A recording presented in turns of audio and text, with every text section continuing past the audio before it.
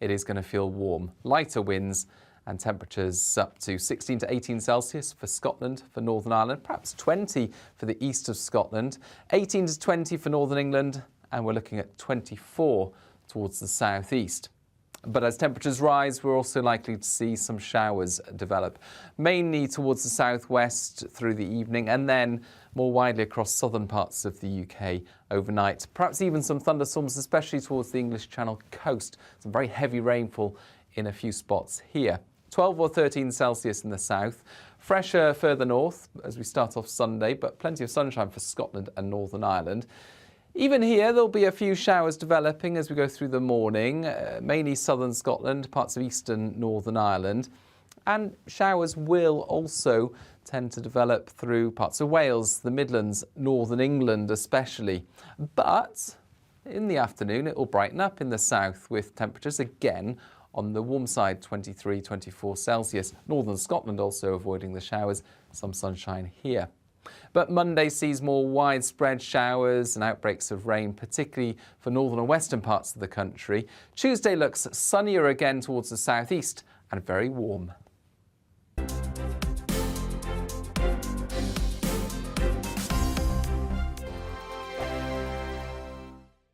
Every morning from 6 o'clock, we'll wake you up with GB News Breakfast with all the stories you didn't know from the night before. So whether it's serious news, entertainment, or your own views from all over our great nation, we're here to kick off your day with a smile. And the national media should be reflecting and reporting what's happening here. You will notice the northwestern accents. Whether you're with us on TV, radio, or online, every morning, it's breakfast from 6 a.m. Hope you can join us. On radio, they call it the drive time slot, 4 p.m. until 6 p.m. as listeners head home. It's that part of the schedule when the dust of the day's events begin to clarify, and we try to make sense of it for you. Brazier is drive time for radio and TV. It's fast, it's punchy, it's opinionated, there's a Brazier angle and a little bit of levity. That's the question. That's two questions, actually. That's Brazier, Monday to Thursday, 4 till 6 on GB News.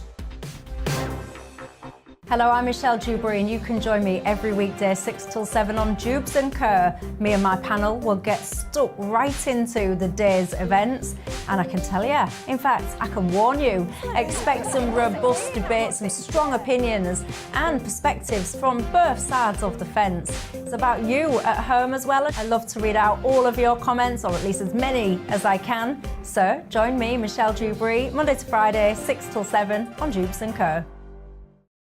I'm Dan Wootton. Join me Monday to Thursday from 9 to 11 for the feistiest and most fun news debate on TV, where free speech reigns. I'll bring you a sharp take on the day's biggest stories, bombshell newsmaker interviews, and A-list guests. And I guarantee you, no spin, no bias, no censorship, and no reason to go to bed. That's Dan Wootton tonight, Monday to Thursdays from 9 on GB News. We are GB News. We're right across this great nation. On TV, On radio, on digital. Absolutely everywhere. We don't talk down to you. We embrace all voices. With honest and civilised conversation. We're not part of the establishment. We're one of you. And we're only getting started. Join us on GB News, The People's Channel. Britain's news channel.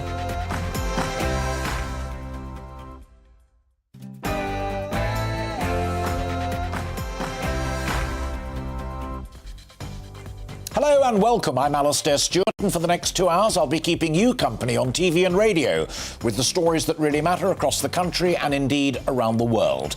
We've plenty coming up this afternoon. We'll be discussing NATO expansion with experts from home and abroad, discrimination in university entrance and the language that judges and barristers have to hear in court. But first, let's bring you right up to date with all of the news. Here's Miranda Shunka.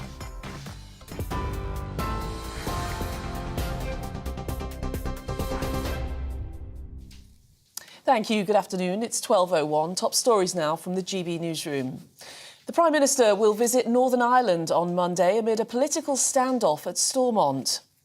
It's after the Democratic Unionist Party blocked the election of an Assembly Speaker, preventing a new executive from forming.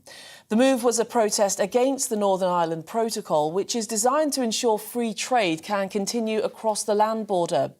The DUP says it's not working and puts peace at risk.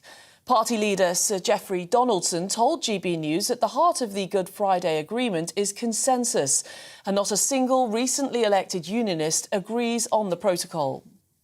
It is harming our economy, it is undermining political stability, it actually contravenes the Belfast or Good Friday Agreement, because at the heart of that agreement is there shall be no change to the constitutional status of Northern Ireland without the consent of its people, and yet there has been no consent given for this protocol. And so if we're to restore power sharing on the basis of consent or consensus in Northern Ireland, then the protocol needs to be dealt with, and I've been calling on the government to take decisive action in the absence of agreement with the EU to remove the Irish Sea border. Health campaigners have accused the government of playing politics with the well-being of children by postponing a ban on unhealthy food promotions. Officials say they're deferring the buy one, get one free ban because of the unprecedented squeeze on household budgets. The Department of Health says special offers for food and drink that are high in fat, salt or sugar are now set to be banned from October next year. Boris Johnson has revealed the first 50 migrants have been told they'll be sent to Rwanda within the next 2 weeks. In an interview with the Daily Mail, the Prime Minister says he's ready for a fight with what he calls lefty lawyers seeking to challenge the government's plans to offshore the asylum applications. He also renewed calls for workers to return to the office, saying working from home doesn't work and staff are more productive when they're in the workplace. 2 new cases of monkeypox have been confirmed in England. One person is being treated at the Infectious Diseases Unit at St Mary's Hospital in London, and health officials say the other person, who lives in the same house, is isolating and doesn't need care. They're not linked to a previous case identified earlier this month. Close contacts are now being notified as a precautionary measure. The podcast host Deborah James says it was an honour to be presented with her damehood at home by the Duke of Cambridge.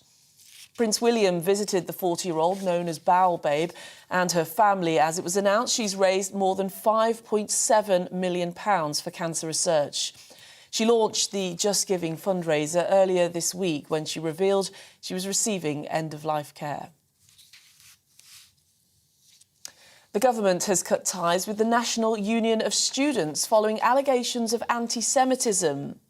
The university's minister has ordered the NUS to be removed from all Department for Education groups and replaced with alternative representation. Michelle Donnellan is calling for other education bodies to take similar action and withdraw government funding.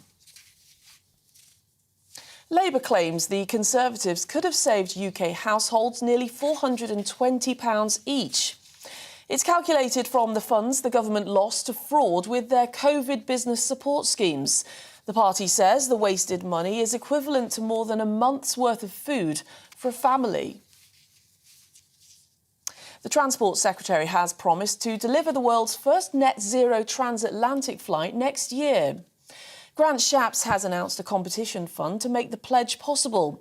He says up to £1 million in funding will be made available over the next year to support the testing, research and personnel costs of the flight. And Sam Ryder will represent the UK in tonight's Eurovision final. The 32-year-old TikTok star is one of 25 acts competing for the top prize at the event in Turin in Italy. He'll be performing his pop song, Spaceman. Well, this is GB News. We're bringing more news as it happens. Now it's back to Alastair Stewart and friends.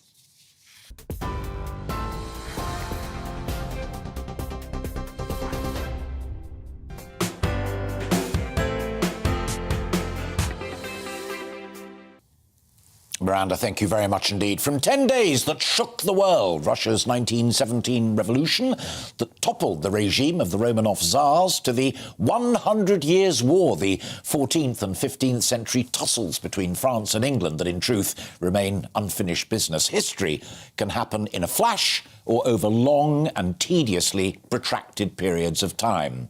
But last week, in a period of just 5 days, formerly neutral Sweden and Finland both resolved to join NATO, the mighty post-Second World War Western alliance. Now, in the context of the Russian-Ukrainian war, and given both countries' proximity to Russia, particularly Finland, which is right on the border, these are hugely important decisions. Prime Minister Boris Johnson visited both nations and had talks with the countries' prime ministers. He welcomed their decisions and pledged his and our support for their applications. He even signed a pre-NATO membership mutual defence pact with the Swedes. Now, this is serious stuff. Russia huffed and puffed and threatened what they called a technical response. Turkey, that wants to get closer to the Western economic family, also said that it wasn't happy and opposed it. Now, having grown up in the Cold War and reported on the fall of the Berlin Wall and the implosion of the Soviet Empire, I am intrigued. I think it's one of the most profound events in recent years.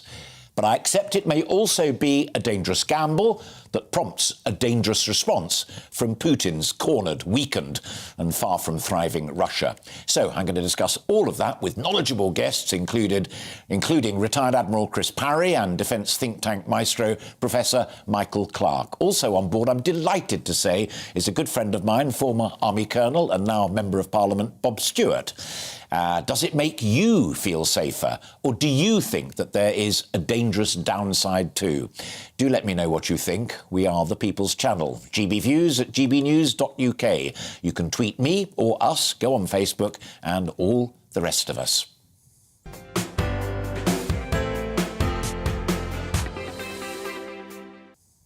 So to get that conversation going, I'm delighted to confirm, as I said just a few seconds ago, sitting right next to me is Colonel Bob Stewart, Conservative Member of Parliament for Beckenham and, of course, former British Army officer. And sitting next to him, another good friend of mine, political commentator Benedict Spence. Before we came in, you shocked me because you told me a wee while ago you opposed the expansion of NATO. Yes, in 1995, 1996, I was the Chief of Policy at Supreme Headquarters Allied Powers Europe. I was responsible for writing the Supreme Allied Commander's political papers and policy papers on the expansion of NATO. I suggested quite strongly to the Supreme Allied Commander Europe that actually taking in countries like Latvia, Lithuania and Estonia was militarily nonsense, because on one side there was Russia, on the other side there was the Russian enclave of Kaliningrad, and it didn't make military sense. I said that several times, Benedict, in papers, because I ran 12 lieutenant colonel equivalents, and that was my view. Eventually I was summoned and told, shut up, it's a political decision, it's happening, shut up and get out, boy. Not for the first time.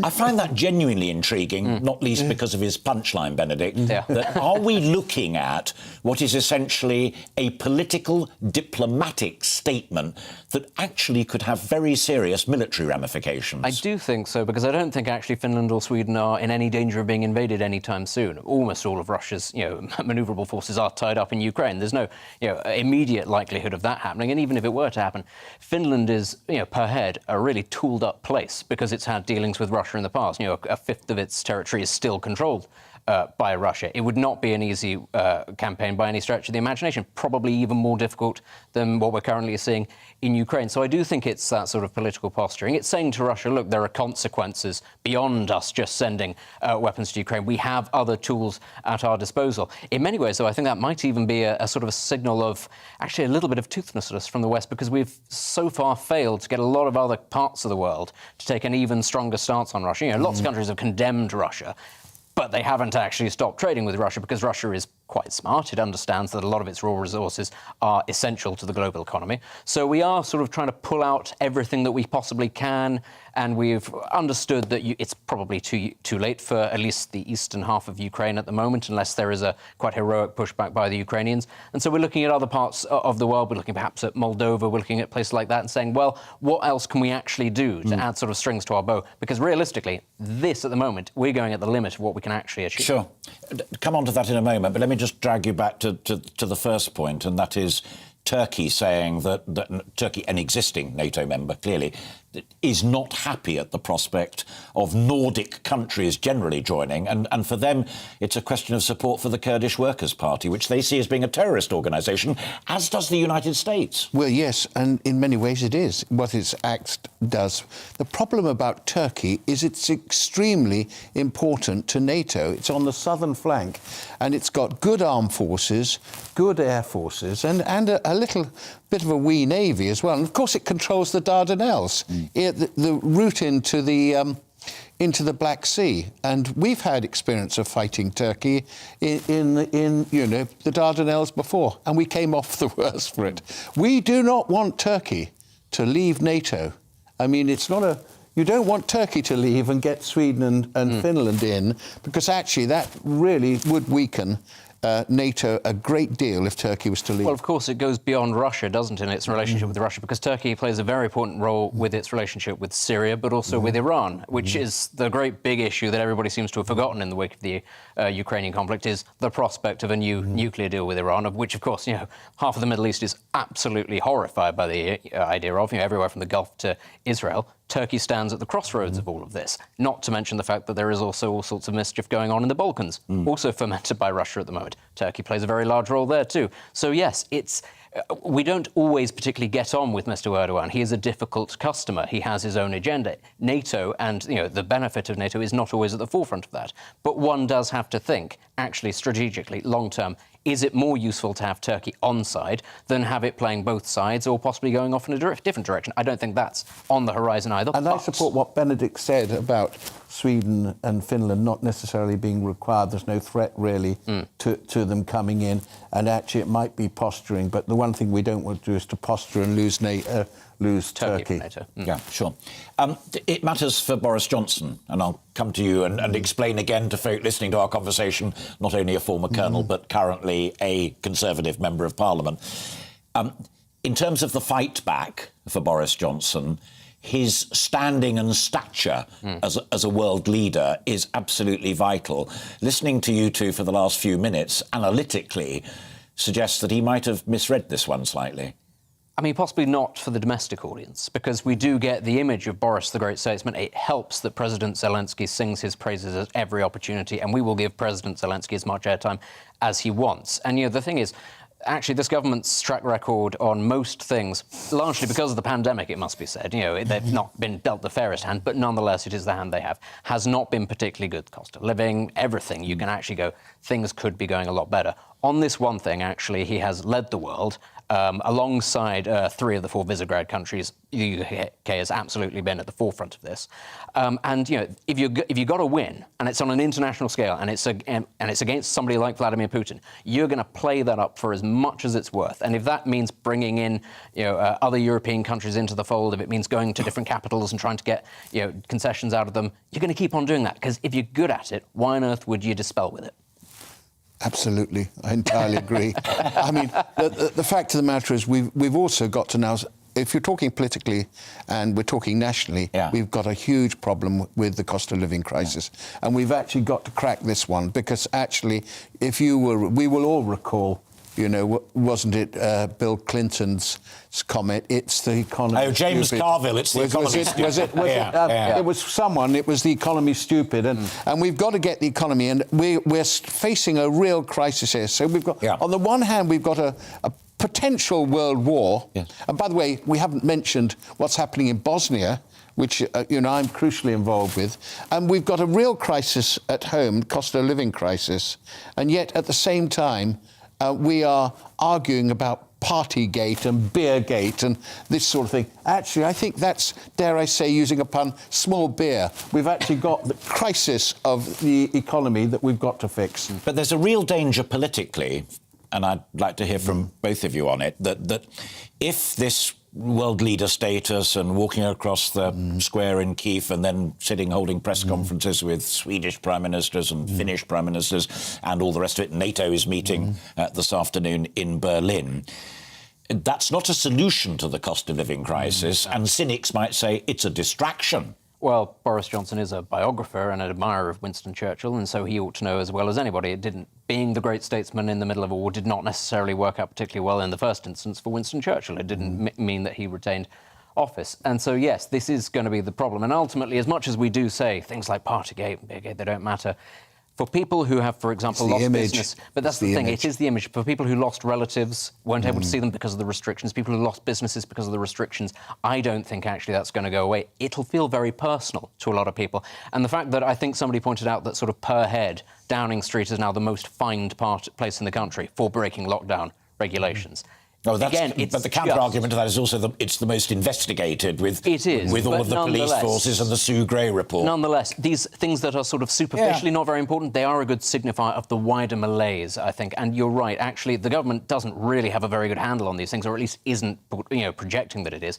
And there is only so much sort of grandstanding on the international stage that you can do until people go, yes, but I can't afford to feed my family. I can't afford to keep the lights on. Well, they are saying that. I mean, they are saying that.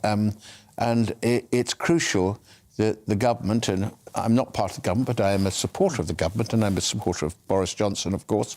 The government, as a backbencher, I say, for goodness sake, we've got to have a vision of how to get out of this situation and how we're going to help people, particularly people who are the poorest in our society. Does that speak to a real split within the party, though? Because Rishi Sunak, the other thing I admire him for is his candour in saying, I can't do everything. But others screaming in his ear say, you jolly well can. You've got a war chest of £80 billion waiting for the next general election. But your party can't make its mind up at the moment as to whether or not it is a low-tax, low-spend, rein-it-all-in party, or a party that would like to go into that bucket and chuck it all over the cost of living crisis right now. Listen, the Conservative Party is the most successful political party in history because it's pragmatic. In the end, it will choose the course of action that actually helps best, and it's got to do that. Now, whether it's a low tax, high spend, or whatever you want to describe it, we have got to find a way to look after the people of this country. And that is what we are trying to do. Even politicians right the way across the spectrum, that's their job. And it's my job to try and do it as well. But it sometimes takes the Conservative Party rather a long time to work out what the new line is going to be. Yeah. I mean, the journey running up to David Cameron via William Hague and via Michael Howard and the rest of it. I mean, do you have, as a political commentator, a clear view of what this party really is? Or is it, as Bob says, it's the broad church, all-encompassing? This is the thing, it's sort of halfway between the Roman Catholic Church and the British media, one which changes on a dime every day and the other one that thinks in centuries. The Conservative Party moves. But the Roman Catholic Church is changing. It will have to change too. I mean, that's an entirely different conversation. We could talk for hours about. I regret bringing that up now because you're right.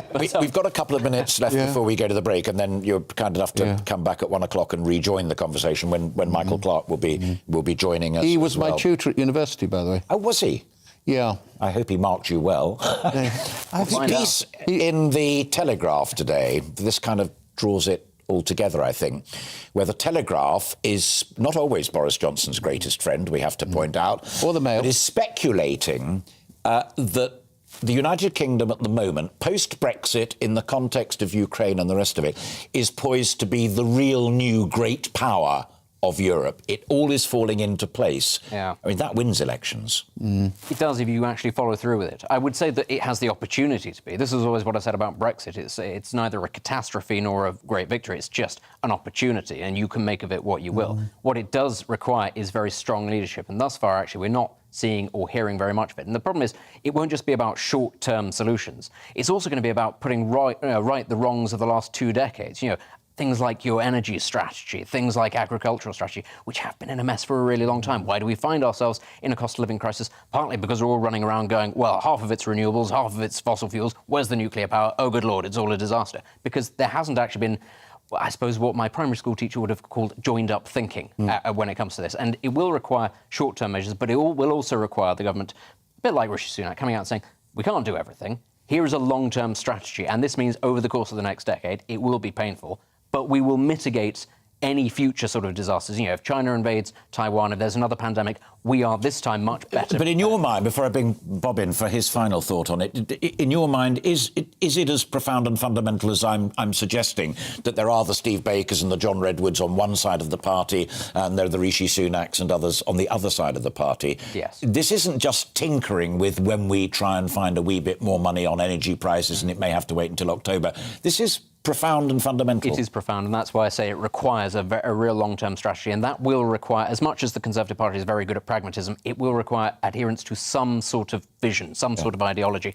that isn't just spun in the other direction because the Prime Minister changes or because the media demands it. It will require. Who'll win that vision debate?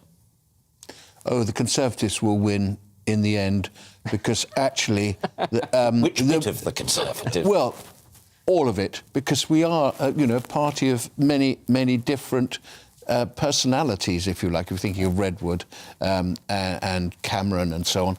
We will win in the end because actually we really do want to try and sort out the economy. Yeah. You can't just spend. We've actually got to plan how we get that money back. And just spending is not acceptable. Bob and Benedict, for now, thank you very much indeed. Look forward to more from you at the top of the hour. Thank you very much indeed. You are indeed watching and listening to Alastair Stewart and Friends. Coming up, Secretary of State for Education Nadhim Zahawi said that Britain should be very proud of its private schools and said Oxbridge admissions should be based on merit and not be tilted to favour state school entrance. We'll be speaking to a leading education commentator next, but first let's bring you up to date with the weather.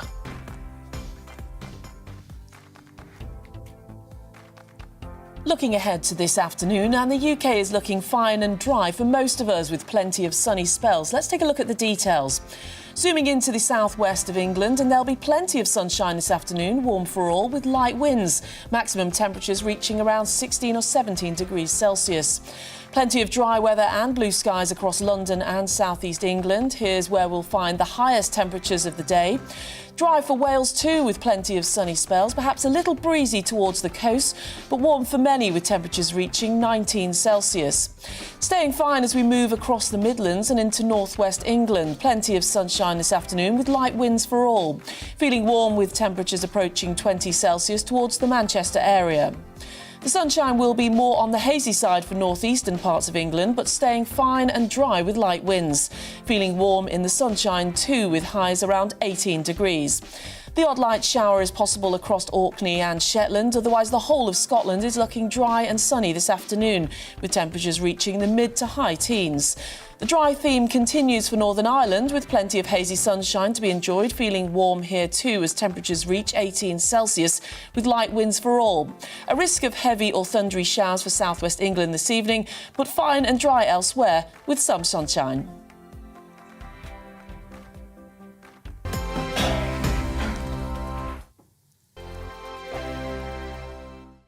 Every morning from 6 o'clock, we'll wake you up with GB News Breakfast with all the stories you didn't know from the night before. So whether it's serious news, entertainment, or your own views from all over our great nation, we're here to kick off your day with a smile. And the national media should be reflecting and reporting what's happening here. You will notice the northwestern accents.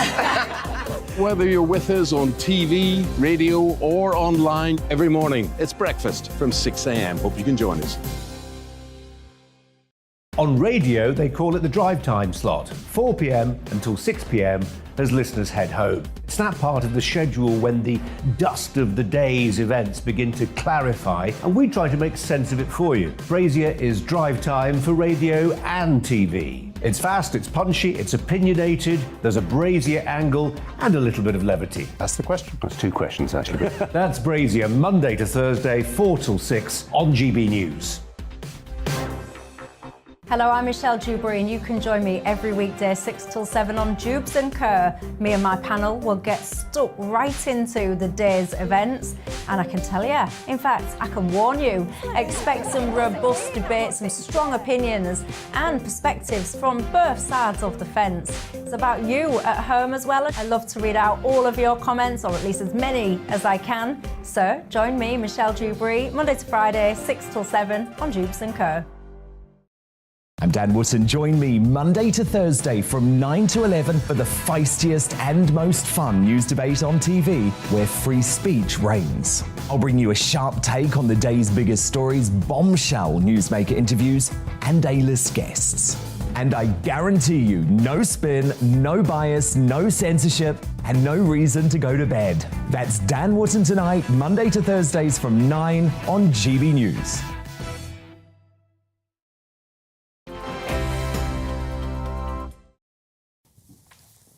Welcome back. It's 12 past. You're watching and listening to Alastair Stewart and Friends on GB News. The Education Secretary, Nadeem Zahawi, has put his head above the parapet today in an interview with the Times newspaper that yields this headline. If you're listening on radio, I am holding up a picture of Her Majesty the Queen beaming at the Royal Windsor Horse Show. But next to it, it says, and I quote, "Be proud of private education." That's the front page of the Times newspaper, and the interview spreads over 2 pages deep within it.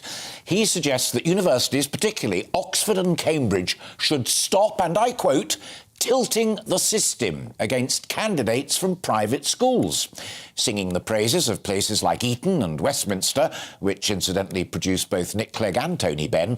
He said admissions should be based on merit alone.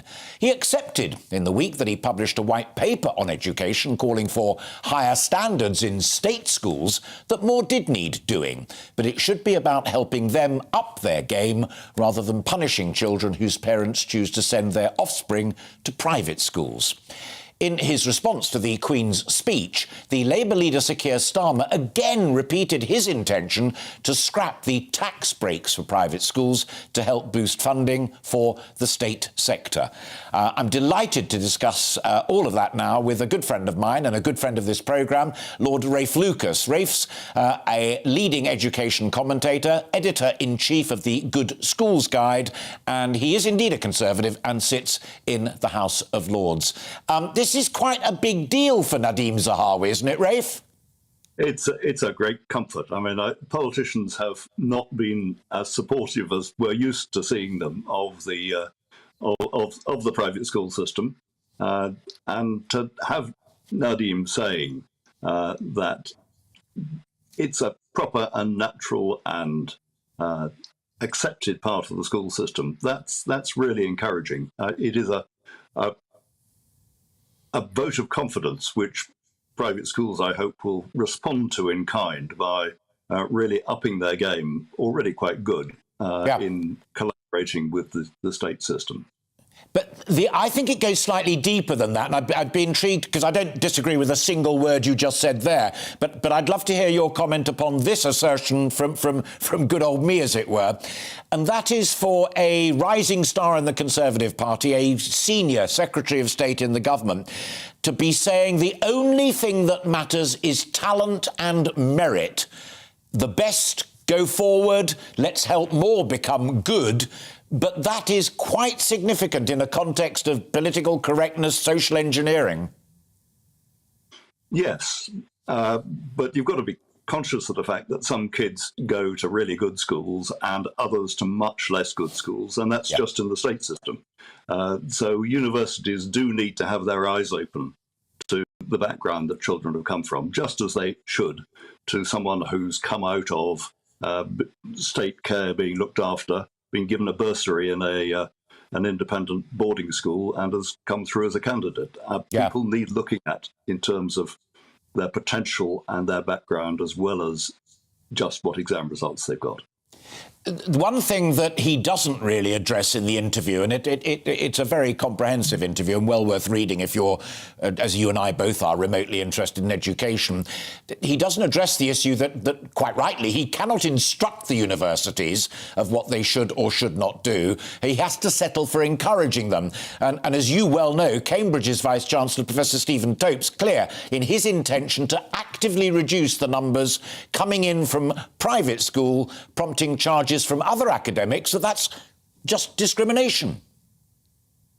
Taken too far, it obviously is just discrimination. It really should not be the criteria whether a child comes from a private or a state school.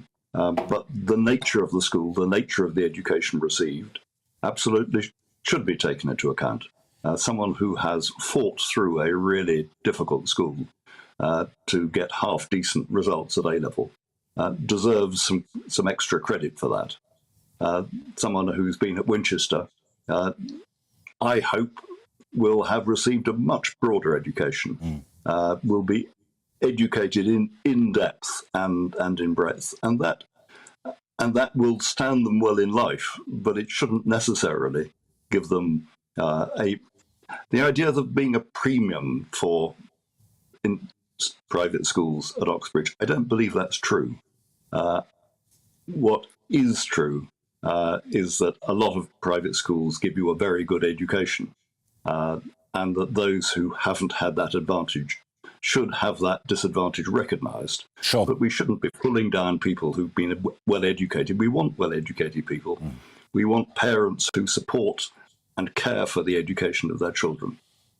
What is it, in your view, because you assess all schools and come up with this guide, and you've twice said in this conversation about if you've got a young boy or girl who's done particularly well coming from a really tricky background and progressed through a quite tricky school, then perhaps they should be recognised for that. But people who send their children to private schools aren't just the aristocrats and the very wealthy. There are many middle-class people who scrimp and save to find those fees. What is it, in your view, that they're seeking to purchase? Resources, staffing ratios, but even the ethos of the place? I think at the core, it's a good education. If you look at the options that are open to you in the state system and think, my child is not going to flourish there, they will come out way behind where they might be. Then just doing well for your children. I mean, it's an enormous sacrifice. I mean, getting on for 20,000 quid a year at a day school. And most of those parents would very happily send their child to state if the state was up to scratch. So there's a real opportunity too for what Nadeem says in terms of levelling up the state. If the state was better, then the independent sector would be put on its mettle, and that's the right way to challenge them, not trying to push down on those schools that are educating children really well.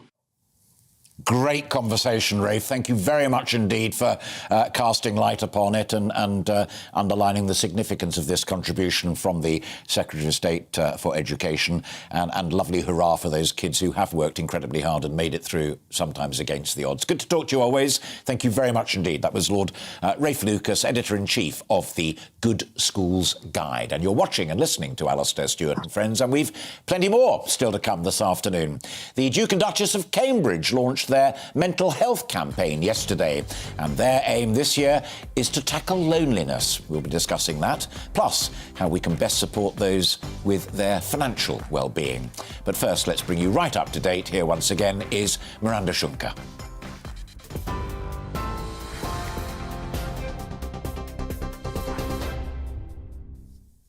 Alistair, thank you. It's 12:34. The top stories from the GB newsroom. The Prime Minister will visit Northern Ireland on Monday amid a political standoff at Stormont. It's after the Democratic Unionist Party blocked the election of an Assembly Speaker, preventing a new executive from forming. The move was a protest against the Northern Ireland Protocol. DUP leader Sir Geoffrey Donaldson told GB News at the heart of the Good Friday Agreement is consensus, and not a single recently elected unionist agrees on the post-Brexit trading agreement. is harming our economy.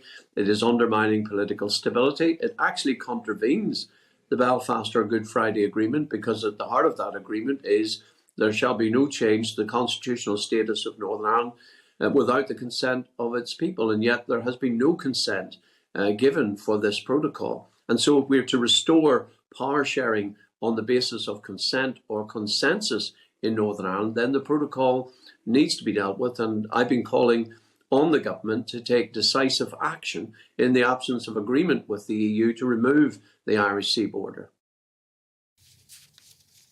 Health campaigners have accused the government of playing politics with the well-being of children by postponing a ban on unhealthy food promotions.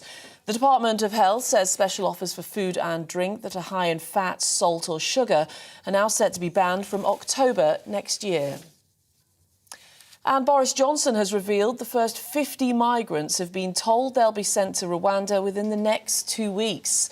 In an interview with the Daily Mail, the Prime Minister says he's ready for a fight with what he calls lefty lawyers seeking to challenge the government's plan for asylum seekers. Well, on TV, online and DAB Plus radio, this is GB News. Stay with us. We'll be back to Alistair in just a moment.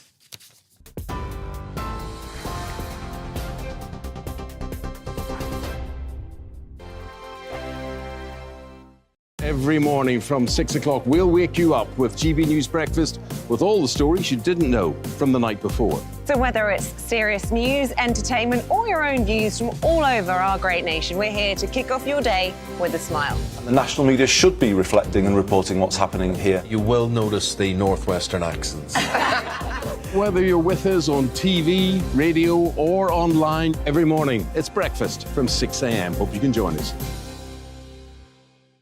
On radio, they call it the drive time slot, 4 p.m. until 6 p.m. as listeners head home. It's that part of the schedule when the dust of the day's events begin to clarify, and we try to make sense of it for you. Brazier is drive time for radio and TV. It's fast, it's punchy, it's opinionated, there's a Brazier angle and a little bit of levity. That's the question. That's two questions, actually. That's Brazier, Monday to Thursday, 4 till 6 on GB News.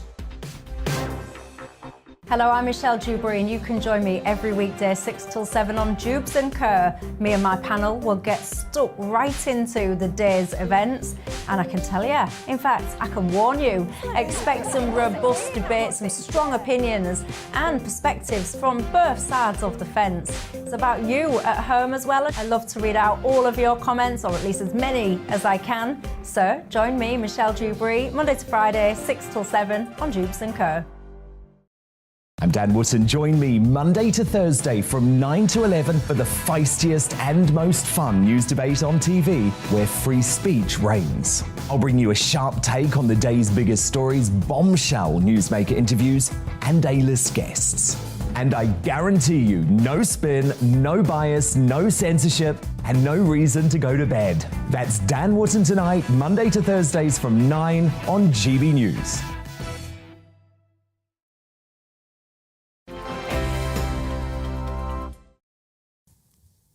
Hello and welcome back. It's just coming up to 20 to 1 and you're watching and listening to Alastair Stewart and friends here on GB News TV and radio. Now, at 11 o'clock yesterday, the Duke and Duchess of Cambridge took a minute on all radio stations to celebrate Mental Health Week. This is what they said. Hello, I'm Catherine. And I'm William, and we'd like to talk For just 1 minute about loneliness. We're all in different places right now. Not just physically, but mentally. And we can all feel lonely sometimes. No matter who or where we are. We can feel it for many different reasons. But we can all help each other feel less isolated and more connected. The past 2 years have really reminded us of the importance of human relationships. So, if you think someone you know might be feeling lonely, just give them a ring. Send them a text or knock on the door. Maybe suggest meeting for a cup of tea or a walk. Because these small acts of kindness can make a big difference and help us all feel less lonely. So, apologies for interrupting every radio station in the country. But if we interrupt the lives of those who are feeling alone, we can help lift them out of loneliness. and loneliness is profound, but it's even deeper than that in many respects. Now, I'm the last to diss the stiff upper lip and pull yourself together mantras, but for some, children perhaps who've had 2 years of lonely, disrupted education, to those who are haunted by the guilt of not being with their loved ones as they died in the coronavirus, mental health is in the spotlight. But what available help is there to help us individually get through it, or to help others, as William and Catherine just encouraged you to get through it all? And I'm delighted to have invited back to the studio someone you met on this programme a wee while ago. It's Danny Gray, who's the founder of War Paint for Men and Just Ask Any Question. We'll also be joined in just a moment by Jason Butler, who's a financial wellbeing expert, and he's been working with Danny recently about the financial problems. It's great to have you back. Thanks, Alistair. The loneliness thing from Catherine and William, I guess, is a common problem, and their solution is pick up the phone, people drop by. But since we last spoke, this whole cost of living crisis has made it more profound, made it deeper, and your organisation is Just Ask Any Questions. And I'm guessing for a lot of folk, the question is, what on earth can I do to make ends meet? That's correct, and I think what we've seen, we've been reached out by a lot of people about that, about financial well-being and the impact of financial well-being. And what we've got to look at, loneliness is a good point. We've got two aspects. So there's financial trouble, people in financial trouble, and financial worry. Two very different things. So financial trouble are people on the breadline who are very, very tight for money, who can be very good budgeters, but now because of the inflation of living cost, it's almost impossible for them to manage. So that is money troubles, where we really need to impact in terms of government to support those. But when you look at money worries, these are people who potentially can afford to live, but the worry, because of everything going on, that can cause mental health problems, increasing anxiety, and they don't reach out and they think they have a problem, which can lead to loneliness. So we need to support those people with the right information on how to manage the way out of this. Can we bring Jason into the conversation now? Is Jason there? Yes, hello. There you are! And you've just been filming with my mate Danny. I'm going to be slightly cheeky and add a third problem, given that you are a financial well-being expert. The other thing that worries me a lot is people putting their head in the sand. You know, something will turn up, it'll be all right on the night. For a lot of folk, it's not going to be all right on the night. Yeah, that's right. I mean, as Danny says, we filmed about 120 questions for the JAX platform. And what you've got to remember about money is that money, all of our decisions about money are driven by our emotions. Now, if we are in a position where we're feeling overwhelmed, those people with money troubles, they literally don't know how they can make ends meet. If you haven't got the money to put in the electric meter, that's a trouble. And when you feel overwhelmed, it can actually mean that you actually cannot either move forward, or you can feel that there's no hope. And when people feel there's no hope, then that's a really dangerous position to be in. But the money worries is when you have a relentless drip of the world is coming to an end and basically, you know, we're going to hell in a handcart. That can start drawing a lot of other people in who don't have real money troubles, but they can start to develop anxiety and concerns which start to become overblown. So that's the real challenge that we have with the backdrop. The people who really have got the problems and the people who are creating more anxiety because of the general backdrop that we're in. Absolutely. I'm going to bring Danny back in at that point. Jason makes a crucial point, because it's not only, you know, ask any question. OK, the question I want to ask you is how I can sort my finances out and so on and so forth. But you open up a shell, you delve into it, and you really do discover sometimes, don't you, that there are a whole set of other problems that person needs to address. Exactly, and I think that's what we want to do with Jack, is provide people a platform where they can come and ask these questions in a safe environment to understand their mental well-being, especially financial well-being, because I think a lot of the time, as Jason said, people can worry about it and it can have underlying issues. So mental health is linked across many things. So if you have financial worries, that can impact you in other aspects of your life. So let me bring Jason back in on that, because a Tory MP during the week got in terrible trouble for saying that, you know, a lot of people going to food banks couldn't cook and wasted money and went to fast food outlets and so on. How do you do the tough love bit as well, Jason? Because I mean, the reality is that folk who may not have a lot of money risk wasting quite a bit of it by not thinking that through. And here's a Tory MP who had the nerve to say it, and everybody hammers him. Well, here's the thing. The big problem we have about money is that people don't really want to talk about it, or certainly not in the way it needs to be talked about, right? People don't want to discuss it. Because the problem with money is that we either want to judge other people by their choices or their success or their lack of it, or we want to somehow bolster ourselves up. And the danger is those people who don't have money issues or concerns or money shortcomings, as they can't really empathise and understand why other people aren't as smart as them. And you see this because I do a lot of work. I do webinars every single week for literally hundreds and thousands of employees all around the country. And senior leadership, the problem you have in a lot of big companies is they just don't understand why other people don't get this. It's a bit like the difference between the maths expert, the geek, and everyone else, the rest of us, right? You know, they don't understand why we don't get quadratic equations. They understand it. So we've got to stop judging people. Here's the thing. Yes, there are a lot of people who aren't particularly good with their money, right? So let me give you some statistics here. This is from last week. I did a webinar for nearly 1,000 people. Okay, these are real people, employees. Probably a disproportionate number. There won't be as many people attending that webinar who are really in financial problems, because those kind of people don't tend to want to engage with the subject. That's the problem. But here's the thing. When I asked them how that they manage their day-to-day spending and gave them a choice of 4, from a formal budget they follow closely to a formal budget they follow loosely, an informal budget they follow loosely, or they wing it and hope for the best each month, 20% of people wing it and hope for the best each month, right? And 39% have an informal budget, which means there is no budget, which they follow loosely. So here's the thing.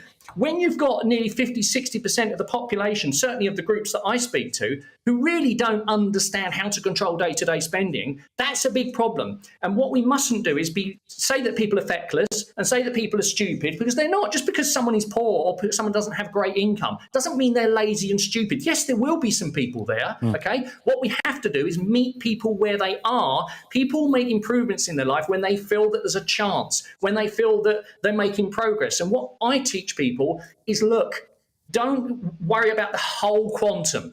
What you want to do is make very small changes that you can actually live with now. And if you're in financial trouble, and really in financial trouble, go to the Citizens Advice Bureau or go to Step Change or one of the other free debt counselling charities that will give you one-to-one help. You might have to wait a couple of weeks, but they are there to help you. Sure. And everyone else, we can make improvements by just sharing what's working for us and sharing what isn't. When you set up Just Ask Any Question, Danny, did you realise that a lot of the answers were going to have to be tough love? I set up JAP because I wanted to have a platform where people could feel they can come and ask a question, because I think everyone says you need to talk, but sometimes it is really, really difficult. So by having this interactive platform that you can ask the questions, get the right information, Alistair, that for me is crucial. There's a lot of information out there and sometimes it can be hard to find the right information. So giving people like Jason Butler at a click of a button can really help people to understand it. As Jason said, if you put your head in the sand, like you said, same with mental health. You don't do anything about it, you don't reach out, then you hit crisis. We need to get to people earlier to help them understand their mental health, their financial well-being, because that is what's going to impact everything and make them have a quicker road to recovery. That's all I wanted to do, is get the right information out at a click of a button, because I didn't have that with my mental health, suffering with body dysmorphia, and I left it until I hit crisis. So that's what we need to do in all aspects, especially with the financial well-being. If people can understand it at an earlier stage and maybe think, I'm not maybe in the worst situation which I think I am, they'll think positively and make the right decisions in terms of financial aspect. And what Jason mentioned, Citizens Advice and other formal structures. How, you're new kids on the block, but how has your relationship, almost as a conduit to those places, developed? Do they see you as on a par with them? Yeah, it's interesting, because I think what Jason's talking about, we have a lot of crisis solutions out there. So call, text lines, helplines, which are incredible and do a lot of stuff. But a lot of people don't use those until they hit crisis. So but Jack, with our platform, we're trying to get to people earlier so we can feed them earlier maybe to these places, and the road to recovery is a lot shorter. So whereas a lot of stuff formed around crisis, I think there's a huge gap around information, and that's what Jack is trying to fill. Final question, and you've worked with Jason, who has really impressed this morning about financial well-being. He's a remarkable guy, and I didn't know about doing it with employers and so on. When we first talked, you'd just done something on alcoholism and addiction with Alastair Campbell. someone who can speak from a personal experience about that as well. For depression. Yeah, and depression. Now you've done Jason on financial well-being. What's next on the agenda? So it's really exciting for us. So actually, Jack, I've been working on a platform now where we've been working for 6 months, we are covering literally everything from diversity, inclusion, race, transgender, neurodiversity, absolutely everything. There's over 37 experts going to be on one platform that you can reach out to and ask a question. We're looking to launch that in the next few months, and I honestly believe it's going to be groundbreaking because this is going to give people access to information that they can search at their leisure in a safe environment, get the right information and understand their well-being better. And it may be holding hands, but it may also, as Jason made crystal clear, be a little bit of reading the Riot Act as well, if it has to be. Danny, a real pleasure to see you again. Let's hope we can do this again and you can bring us up to date with the latest on Just Ask Any Question. And Jason Butler, thank you very, very much indeed. Good hunting, and thank you for educating us and reassuring us today as well. Really good to meet you. That's Jason Butler there, the financial wellbeing expert, and Danny Gray, our friend from Just Ask Any Question. Now, changing the subject. I laugh every time I hear the media say, in the so-called Wagatha Christie case, you called it that, nobody else.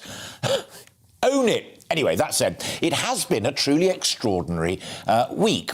Two wags locked in mortal combat over who said what to whom, about whom and via whom. Traps worthy of GCHQ were apparently set to catch the leaker. It is a current case, so we do need to tread slightly carefully, but it has already yielded much that we can discuss.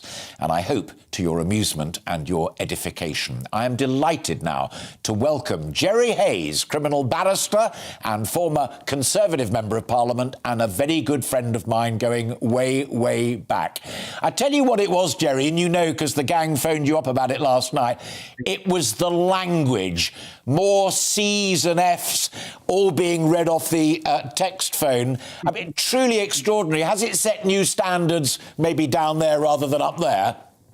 Oh, no, not at all. I mean, this is fairly lightweight stuff to what we have in the criminal courts. You ought to see a clerk of the court reading out the names of porn movies. It upsets a lot of old women because they think they're talking about cats. But there we are. It's before, you'll have to work this one up because it's before the watershed. But, I mean, these two ghastly, yeah, you got it now, these two ghastly, entitled women slagging it out like spoilt children with their husband's fortune is really quite appalling. And you either laugh or cry, and I think it's right to laugh. I mean, all this business about Peter Andre's genitalia, comparing it to a chipolata, the smallest piece of trouser genitalia I ever seen. And now she regrets it, but she did give it to the News of the World, so she admits it's all very, very strange. But my favourite remark on this whole case, and I'm going to obviously sanitize it, is that talking to Rebecca Vardy is like talking to a pigeon. You tell it that it's wrong, and you tell her, I'm right. Tell it I'm right, but it still poops in your hair. And you know what's going to happen. There will be someone will win, someone will lose, and then there will be a big reconciliation dinner sponsored by Hello, because someone's going to have to pay for the legal fees. I mean, the only people who are gaining. Well, they're into a couple of million already, aren't they?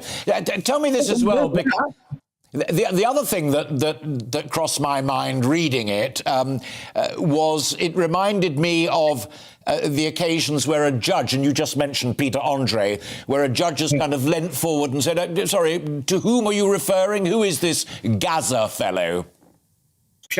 Oh, absolutely. But there's a case, and again, I'm going to have to sanitize this. This is the trouble with doing a piece like that. You can't really say what actually does happen. The judge who's just retired in Chelmsford, when she was about to give sentence to this fellow in the dock, he shouted the C word at her, and it wasn't conservative. Anyway, when she sentenced him to 10 years, she said, who is the C now? And she just retired. So, this sort of thing happens all the time in courts. It's free entertainment. People should go more often. Has your jaw ever dropped in a case that you've been engaged in? Oh, yes, many times. Many times. But the trouble is, I can't tell you because it's before 9 o'clock. It's all very, very. It's all very, very rude. I remember I was defending in a. Oh yes, all right. I can do this one. I was defending a brothel owner a few years ago, and the police statement was, well, we went up the stairs and there I saw Mr. So-and-so naked, set in a pair of Wellington boots and a sou'wester. To which he says, to which he says to me, I came here to be humiliated, and you've done just that. So they might drop a little bit. Away from sou'westers and Wellington boots, one of the most famous cases, and we can talk about it before and after the watershed, is D.H. Lawrence's Lady Chatterley's Lover. The standout observation within that was the assertion, is this a book that you would want your servants to read? The degree to which a court reflects the common norms and mores of society is actually quite significant, isn't it? Oh, it is. I mean, the judges are very, very different now. In fact, the judge, who's, I imagine he's dead now, who tried the Jeremy Thorpe case was a man who was not particularly worldly, and he was presiding over a case a few months before where a fellow, I'm afraid, had his genitalia chopped off in a farming accident, and defense of the plaintiffs, we now call them something else, but the plaintiff in those days, man who's taking the action, explained to him that, he just could not make love anymore, and it was pretty sad. Oh, how long's this man been married then? He said, well, he's not married, my lord. He said, well, it doesn't matter then, does it? And that was the sort of attitude that they had in those days. They're now very much up to date, by and large. Final point is this, and you were good enough to explain at the beginning that this is it's a current case and is a source of what we say. Yeah, indeed so. But are there, in your view, as a former lawmaker, as a member of Parliament as you were when you and I first got to know each other, and now back to being a barrister, as it were, are there serious issues of privacy here that are being tested in this case, or is it simply just a wagfest?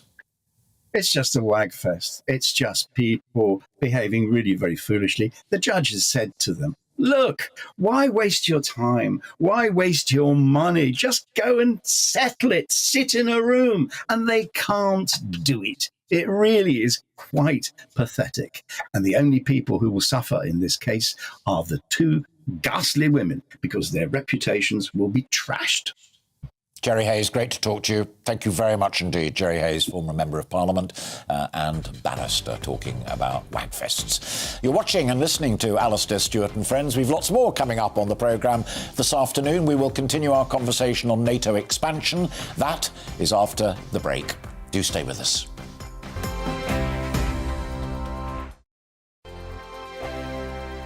Every morning from 6 o'clock, we'll wake you up with GB News Breakfast with all the stories you didn't know from the night before. So whether it's serious news, entertainment, or your own views from all over our great nation, we're here to kick off your day with a smile. And the national media should be reflecting and reporting what's happening here. You will notice the northwestern accents. Whether you're with us on TV, radio, or online, every morning, it's breakfast from 6 a.m. Hope you can join us. On radio, they call it the drive time slot, 4 p.m. until 6 p.m. as listeners head home. It's that part of the schedule when the dust of the day's events begin to clarify, and we try to make sense of it for you. Brazier is drive time for radio and TV. It's fast, it's punchy, it's opinionated, there's a Brazier angle and a little bit of levity. That's the question. That's two questions, actually. That's Brazier, Monday to Thursday, 4 till 6 on GB News. Hello, I'm Michelle Dewberry, and you can join me every weekday 6 till 7 on Jubes and Kerr. Me and my panel will get stuck right into the day's events, and I can tell you, in fact, I can warn you, expect some robust debates, some strong opinions and perspectives from both sides of the fence. It's about you at home as well. I love to read out all of your comments, or at least as many as I can. So join me, Michelle Dewberry, Monday to Friday, 6 till 7 on Jubes and Kerr. I'm Dan Wootton. Join me Monday to Thursday from 9 to 11 for the feistiest and most fun news debate on TV, where free speech reigns. I'll bring you a sharp take on the day's biggest stories, bombshell newsmaker interviews, and A-list guests. And I guarantee you, no spin, no bias, no censorship, and no reason to go to bed. That's Dan Wootton Tonight, Monday to Thursdays from 9 on GB News.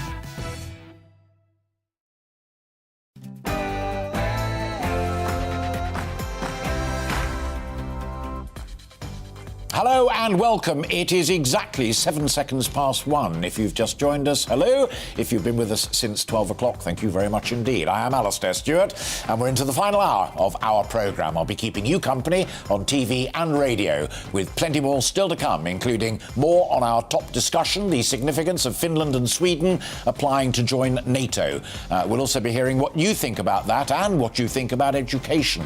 But first, let's bring you right up to date with all of the news. Here again is Miranda Shunka.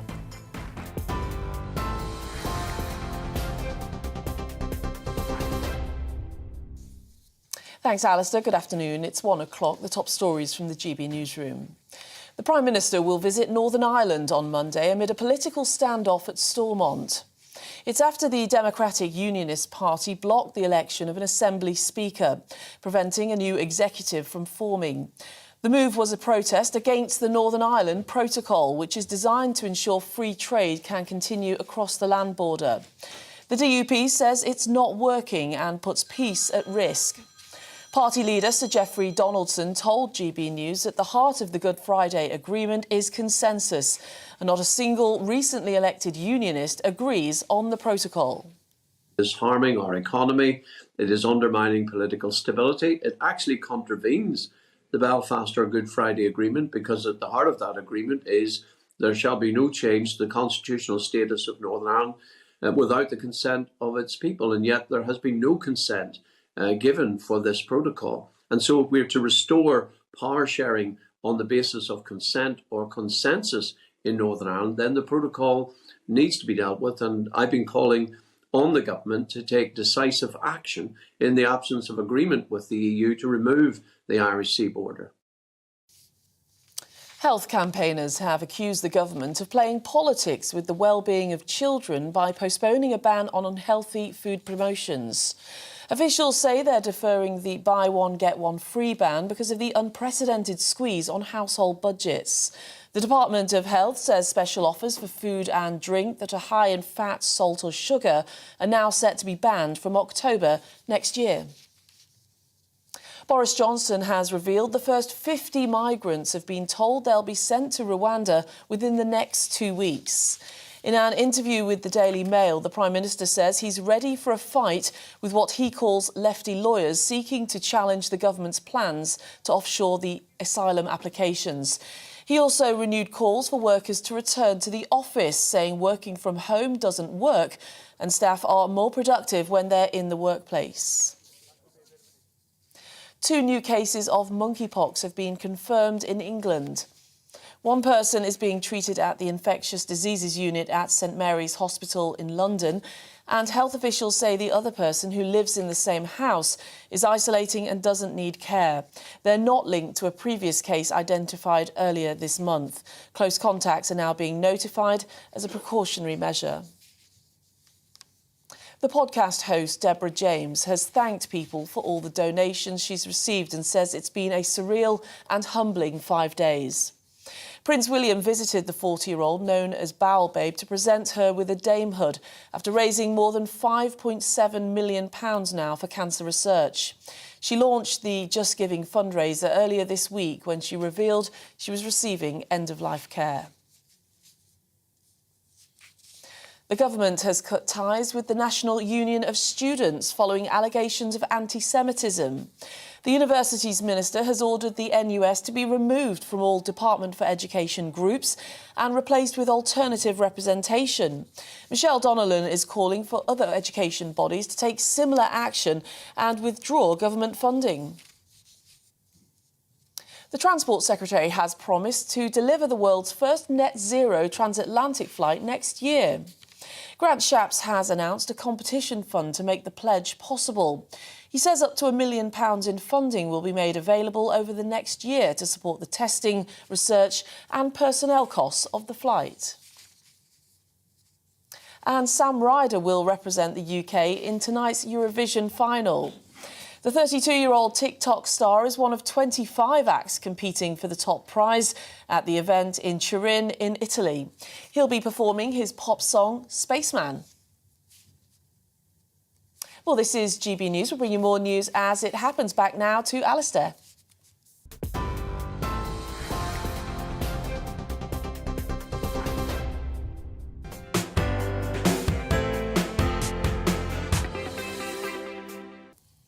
Miranda, thank you very much indeed. Joining me again now are Colonel Bob Stewart, Conservative Member of Parliament for Beckenham, and himself a former British Army officer, and the political commentator Benedict Spence. Now, we are going to be joined shortly by Professor Michael Clarke, the former Director General of the Royal United Services Institute, one of the top academics in war studies, but that's just taking us a moment to get the link up and done. Now, when we were first here, an hour and a little bit back, we talked about Sweden, we talked about Finland, and particularly about NATO, and I'm going to ask Mike for his views when he does join us. But what do you think, let's start with Bob, China makes of it all? Because throughout this entire episode, China has verged between silent and inscrutable. But this is profound stuff about the balance of forces across the globe. Well, I think China's actually been a bit shocked by what Putin has done, to be honest, because the sort of signals that are being made public are that China is not that keen on Putin invading Ukraine. And I don't think China has probably got its act together on what it thinks about this matter. Personally, as both Benedict and I agree, I think we'll be lucky to... I would like to see Sweden and Finland in NATO, frankly, because it would make the Baltic much safer. But I don't think it's going to be likely. And China probably is thinking, we're not quite sure what we think about this. I don't know about you. What do you think? China, I suspect, was waiting for this to play out and rather hoping, much like Putin was, for a quick victory. Because, of course, China relies on Russia for a lot of natural resources, raw materials and that sort of thing. But they won't have been particularly happy about the fact that whilst China continues to implement zero COVID policies, and that means lockdowns in the world's largest single industrial area all along the Yangtze River, Russia's invasion is playing havoc with the costs of all sorts of natural resources. And that, of course, has a knock-on effect for the Chinese people. And it's a bit of a cliche. It is a vast country. It's also actually, as much as we have this idea of the Communist Party being very totalitarian and in control, it's actually a very difficult country to keep a handle on. I suppose the other thing, actually, is Russia, up until this point, had played quite an important role mediating, standing between China and India. And now Russia has shown itself to be completely exposed on the international stage when it, goes into a situation, when it tries to take control of a situation. So I suppose both China and India are both sitting there going, well, we no longer have that sort of bulwark between us. And that's going to be, I think, a little bit of a cause for concern going forward. And of course, India hasn't come out against Russia, has it? No, but neither has China. Neither side. Both it and Pakistan have adopted the kind of abstention position as far as the United Nations. A plague on all your houses, but just, But at the beginning of this, many of the leaders, not least in the rest of Europe, as it were, looked to China, as Benedict implies, to intervene and try and rein in Russia. That didn't happen. No, it didn't. And, of course, then you look at the Security Council of the United Nations, where China, Russia, the UK, France and the United States have key roles. And, of course, that particular organisation, which is the sort of leader of the Forum of the World, the United Nations, is hamstrung. It's absolutely hamstrung. So when people say, send in a UN peacekeeping force, they won't be able to, because that force has got to be, as in my day in Bosnia, had to be authorised by the Security Council.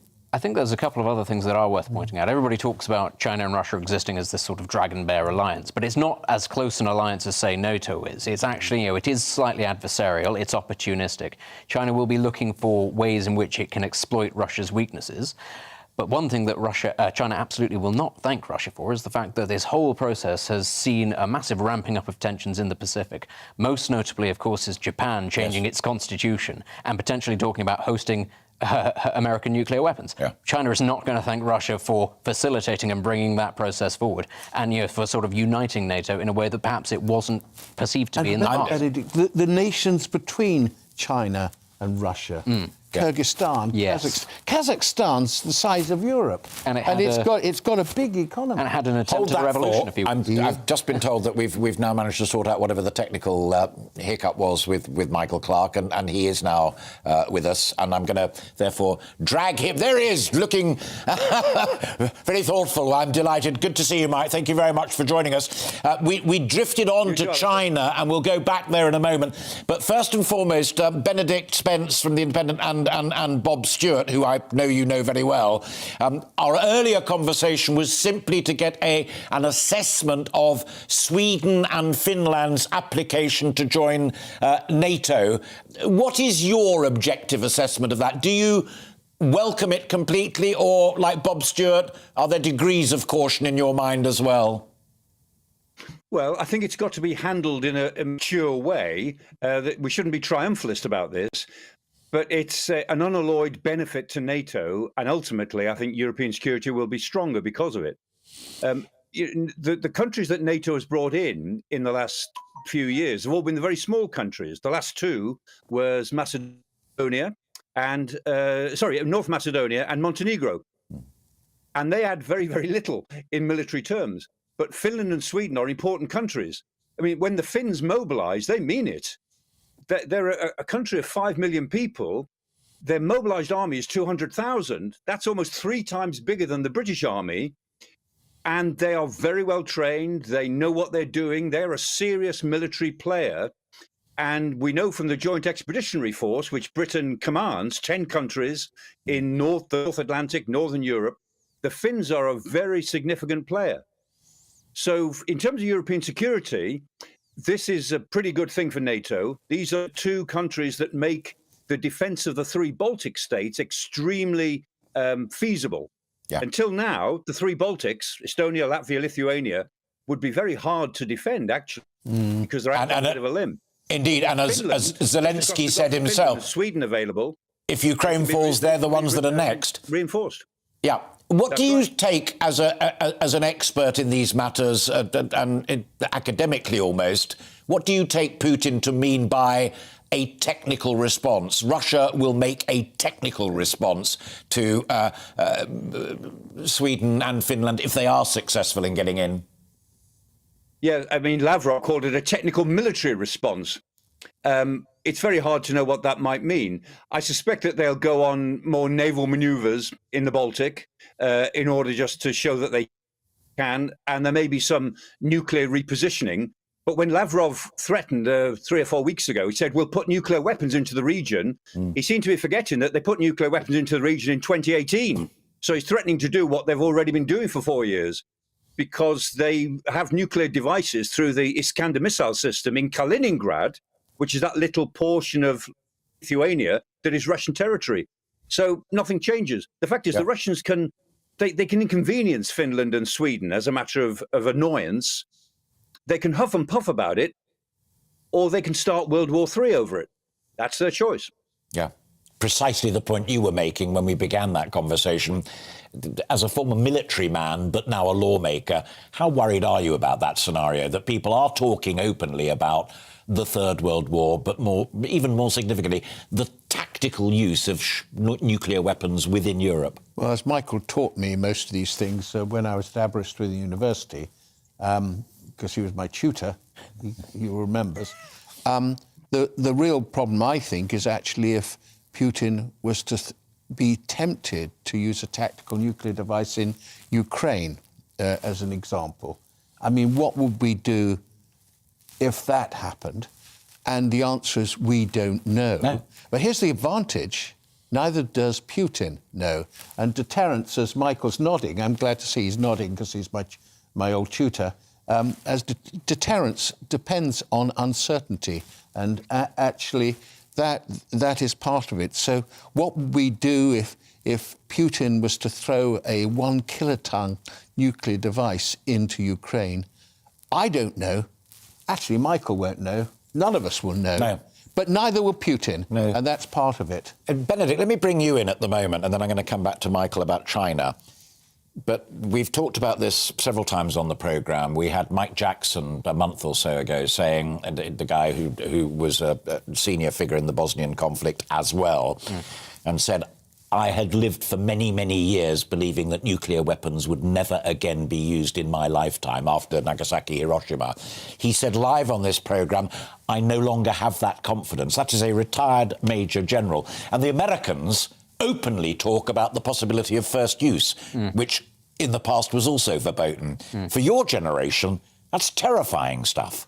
It is terrifying stuff, obviously. I mean, but I think it's always incredibly naive for people to have said, oh, I never thought that this could be done. They exist, and they exist in catastrophic numbers. But that was the whole basis of Western philosophy in defence, mutually assured destruction. But that's based we all on have the it idea. because we'll never use it. That's based on the idea that somebody is acting rationally, and also that they in themselves aren't in an existential crisis. What a lot of people talk about with what's going on in Ukraine is how can we defeat Russia? And nobody seems to be thinking, what happens if you defeat Russia? What happens in Russia? Who takes it? Because Vladimir Putin would probably not survive that politically. And nobody's suggesting that he's going to get voted out. Therefore, what does that mean? It means some sort of coup.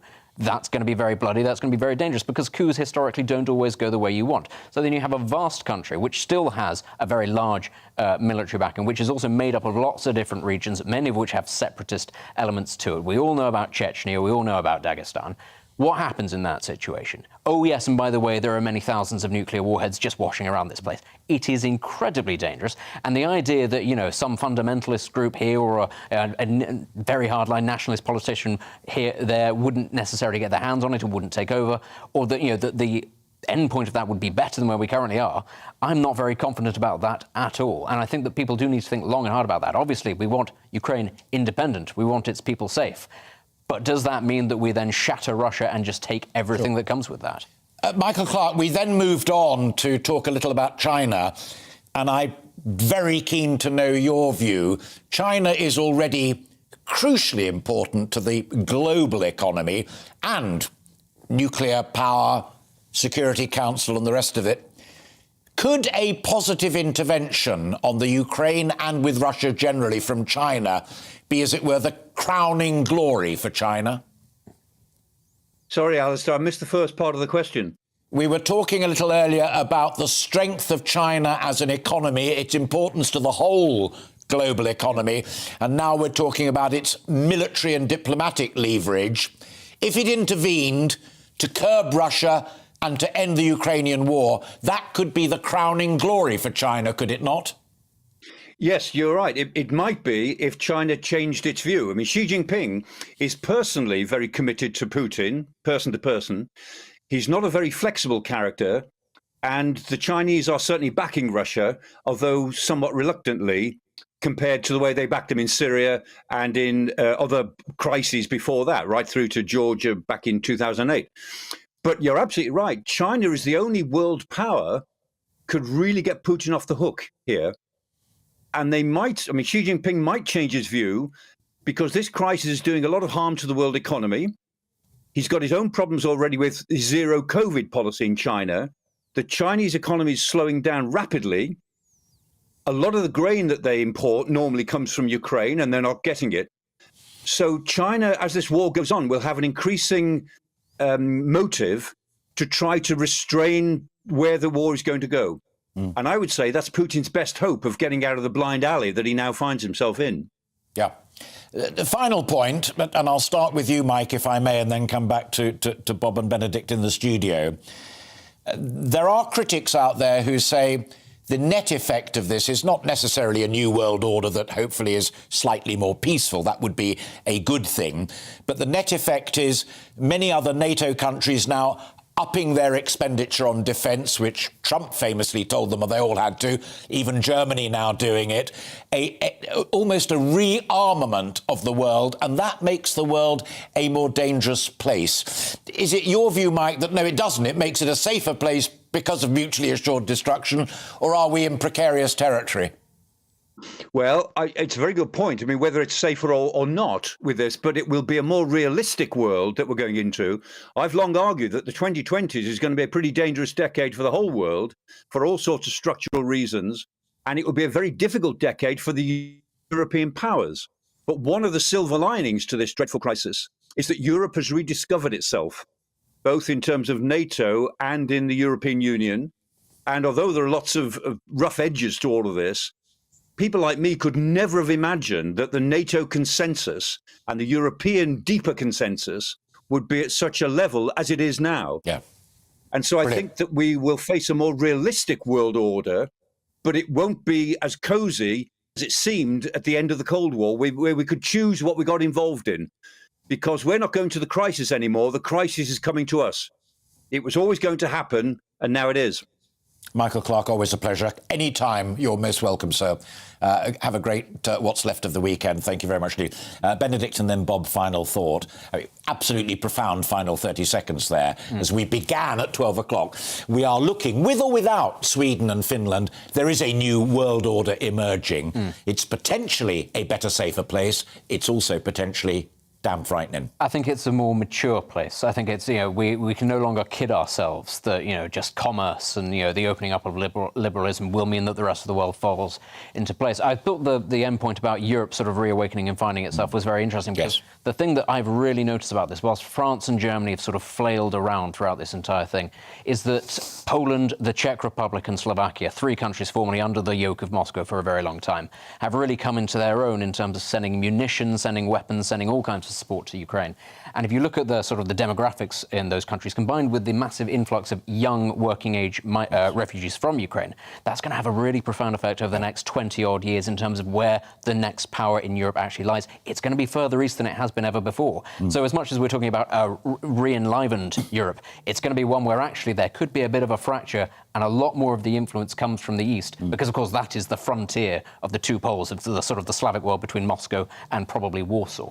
I want to drag you, Bob, out of uniform and back very much to your role as a Member of Parliament. And one thing that commentators often say is that the government, and actually the House of Commons, was capable of making much better decisions about these matters in the days when you had Dennis Healey, a decorated Second World War warrior on one side of the House, Ted Heath, also a decorated Second World War warrior on the other.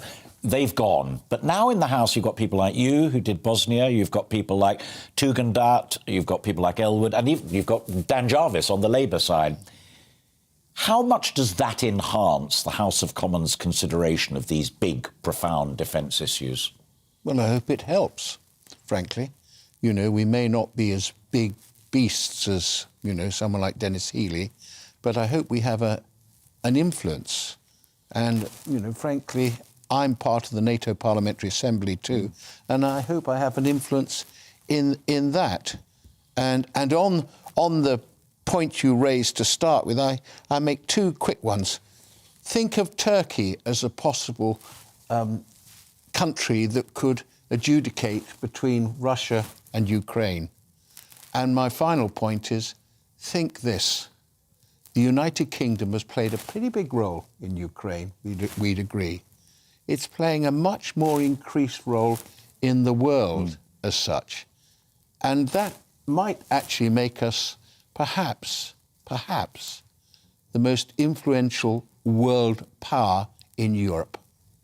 Fascinating stuff. And if you're interested in that theme, I echo it. There's a very thoughtful piece in the Telegraph today as well, and it's available online.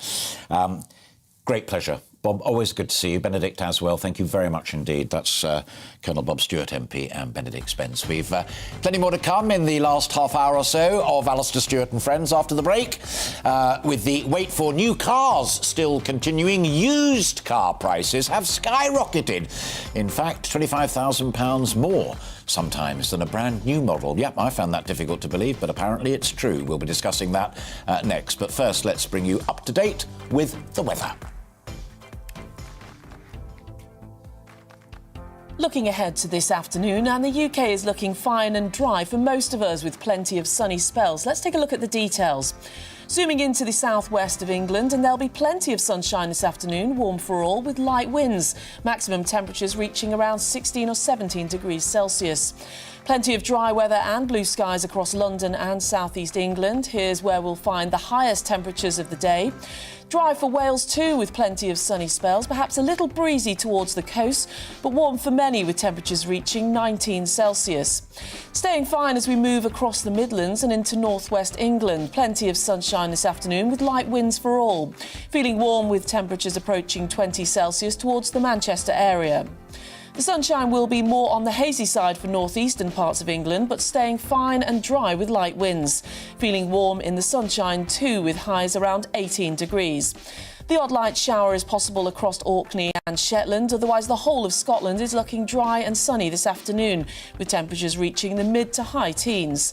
The dry theme continues for Northern Ireland, with plenty of hazy sunshine to be enjoyed. Feeling warm here too as temperatures reach 18 Celsius with light winds for all. A risk of heavy or thundery showers for southwest England this evening, but fine and dry elsewhere with some sunshine.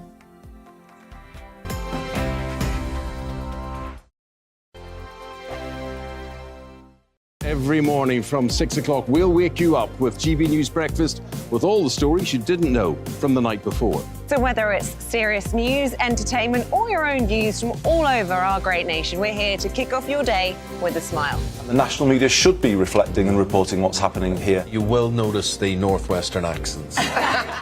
Whether you're with us on TV, radio, or online, every morning, it's breakfast from 6 a.m. Hope you can join us. On radio, they call it the drive time slot, 4 p.m. until 6 p.m. as listeners head home. It's that part of the schedule when the dust of the day's events begin to clarify, and we try to make sense of it for you. Brazier is drive time for radio and TV. It's fast, it's punchy, it's opinionated, there's a Brazier angle and a little bit of levity. That's the question. That's two questions, actually. That's Brazier, Monday to Thursday, 4 till 6 on GB News.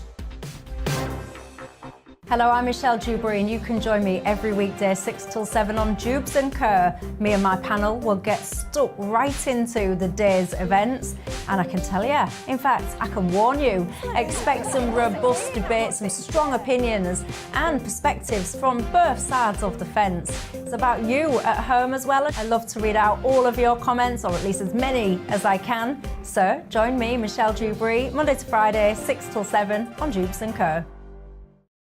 I'm Dan Wootton. Join me Monday to Thursday from 9 to 11 for the feistiest and most fun news debate on TV, where free speech reigns. I'll bring you a sharp take on the day's biggest stories, bombshell newsmaker interviews, and A-list guests. And I guarantee you, no spin, no bias, no censorship, and no reason to go to bed. That's Dan Wootton tonight, Monday to Thursdays from 9 on GB News.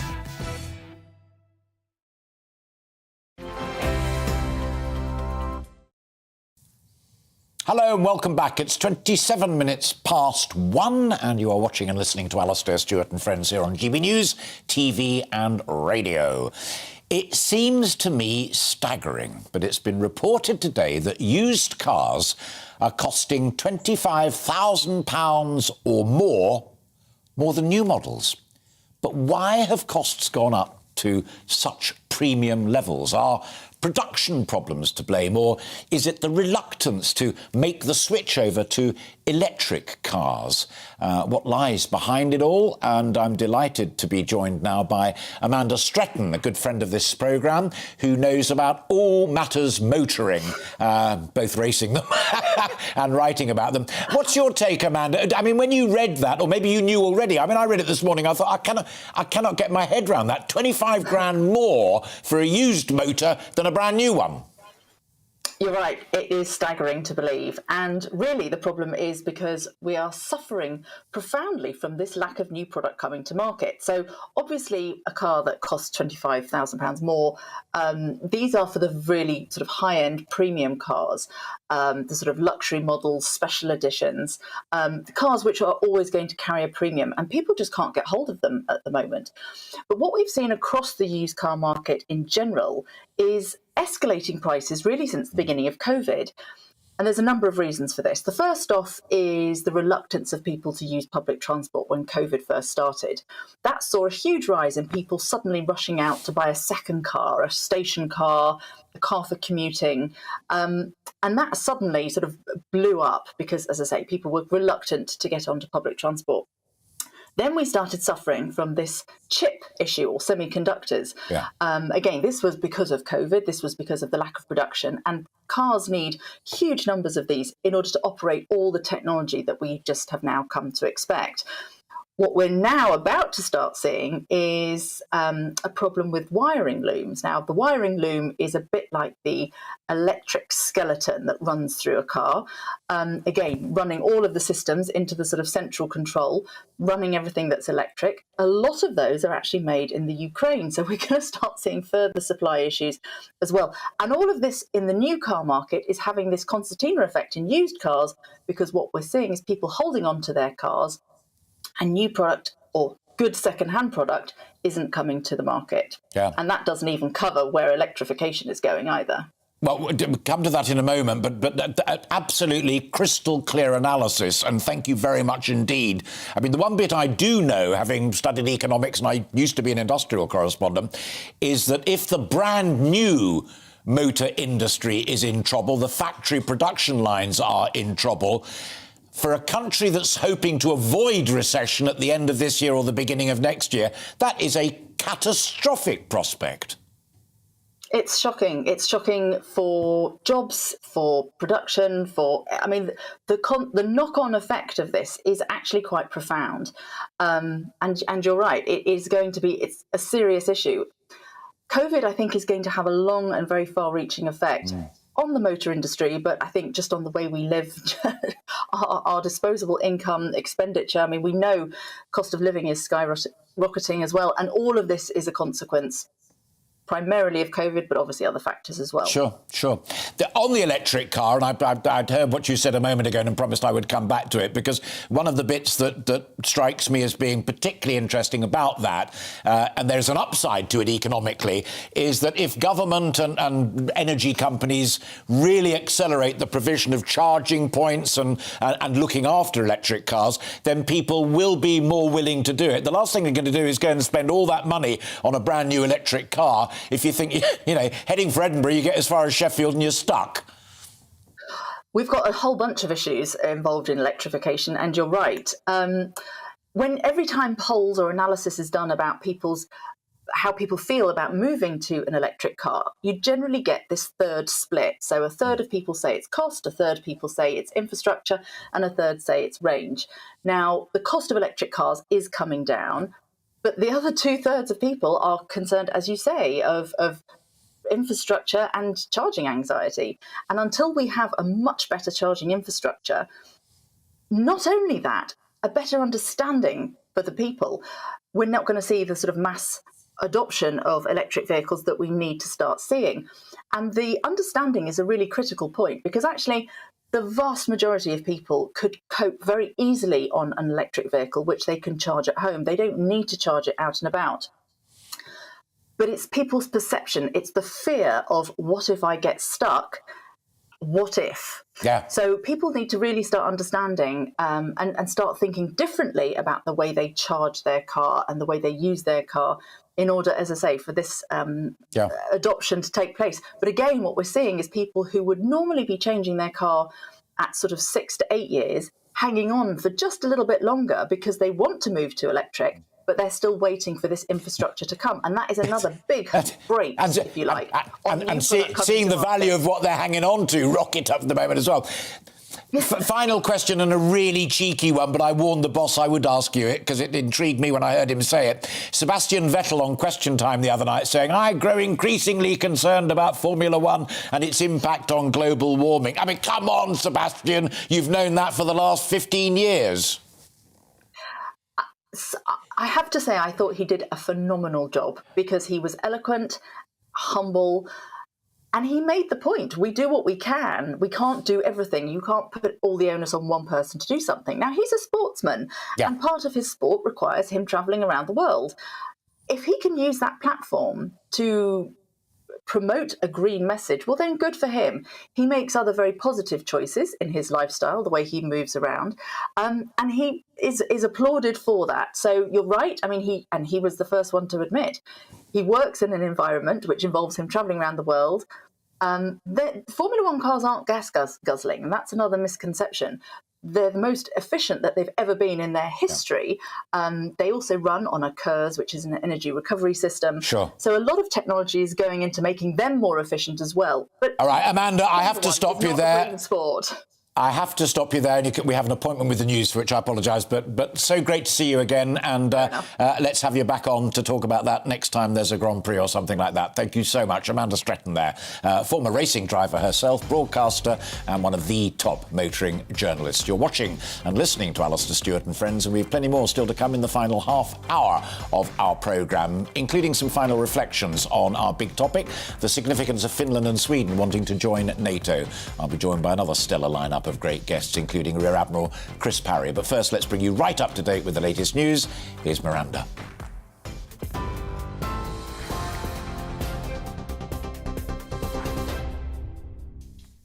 Thanks, Alistair. It's 1:34. The top stories this hour. The Prime Minister will visit Northern Ireland on Monday amid a political standoff at Stormont. It's after the Democratic Unionist Party blocked the election of an Assembly Speaker, preventing a new executive from forming. The move was a protest against the Northern Ireland Protocol. DUP leader Sir Geoffrey Donaldson told GBNews that the heart of the Good Friday Agreement is consensus, and not a single recently elected unionist agrees on the post-Brexit trading agreement. Is harming our economy. It is undermining political stability. It actually contravenes the Belfast or Good Friday Agreement, because at the heart of that agreement is there shall be no change to the constitutional status of Northern Ireland without the consent of its people. And yet there has been no consent given for this protocol. And so if we're to restore power sharing on the basis of consent or consensus in Northern Ireland, then the protocol needs to be dealt with. And I've been calling on the government to take decisive action in the absence of agreement with the EU to remove the Irish Sea border. Boris Johnson has revealed the first 50 migrants have been told they'll be sent to Rwanda within the next 2 weeks. In an interview with the Daily Mail, the Prime Minister says he's ready for a fight with what he calls lefty lawyers seeking to challenge the government's plan for asylum seekers. Finland's president has spoken to his Russian counterpart about the country's plan to join NATO. President Sauli Niinistö says the phone conversation with Vladimir Putin was direct and without aggravation. The Kremlin says President Putin told Finland abandoning its neutrality and joining NATO would be a mistake. Health campaigners have accused the government of playing politics with the well-being of children by postponing a ban on unhealthy food promotions. The Department of Health says special offers for food and drink that are high in fat, salt or sugar are now set to be banned from October next year. Well, on TV, online and DAB plus radio, this is GB News. Back to Alistair and Friends in a moment.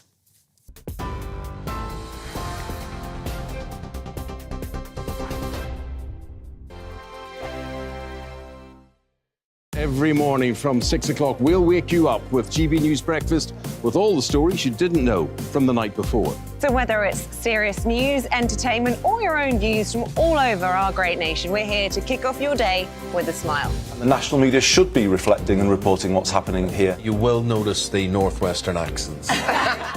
Whether you're with us on TV, radio, or online, every morning, it's breakfast from 6 a.m. Hope you can join us. On radio, they call it the drive time slot, 4 p.m. until 6 p.m. as listeners head home. It's that part of the schedule when the dust of the day's events begin to clarify, and we try to make sense of it for you. Brazier is drive time for radio and TV. It's fast, it's punchy, it's opinionated, there's a Brazier angle and a little bit of levity. That's the question. That's two questions, actually. That's Brazier, Monday to Thursday, 4 till 6 on GB News. Hello, I'm Michelle Dewberry, and you can join me every weekday 6 till 7 on Jubes and Kerr. Me and my panel will get stuck right into the day's events, and I can tell you, in fact, I can warn you, expect some robust debates, some strong opinions and perspectives from both sides of the fence. It's about you at home as well. I love to read out all of your comments, or at least as many as I can. So join me, Michelle Dewberry, Monday to Friday, 6 till 7 on Jubes and Kerr. I'm Dan Wootton. Join me Monday to Thursday from 9 to 11 for the feistiest and most fun news debate on TV, where free speech reigns. I'll bring you a sharp take on the day's biggest stories, bombshell newsmaker interviews, and A-list guests. And I guarantee you, no spin, no bias, no censorship, and no reason to go to bed. That's Dan Wootton Tonight, Monday to Thursdays from 9 on GB News.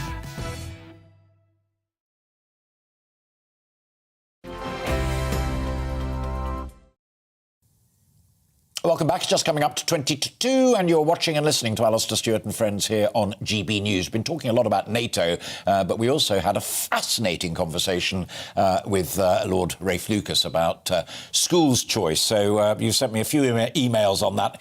Start with Steve, if I may, who says, those with the ability should be able to access a university regardless of their background. Supporting those who need help to gain the abilities is a great levelling up priority.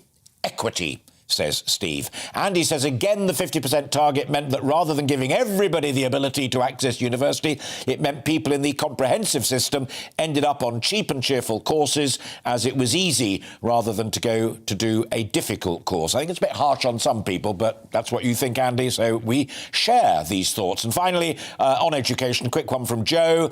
Lots of families who are not rich strive to get their children to private school because they believe it gives them a better chance in life. Whether or not that is true, discrimination against privately educated kids is as wrong as discrimination against state-educated kids. Joe, I thank you for that. I think that's really what Nadeem Zahawi was getting at in his interview in The Times, that it should be purely on merit, not where you went to school or any other factor. Although, just remind you, Rafe Lucas made that important point that some kids who've really been through it maybe just need a little bit of help, but that's about looking at the individual.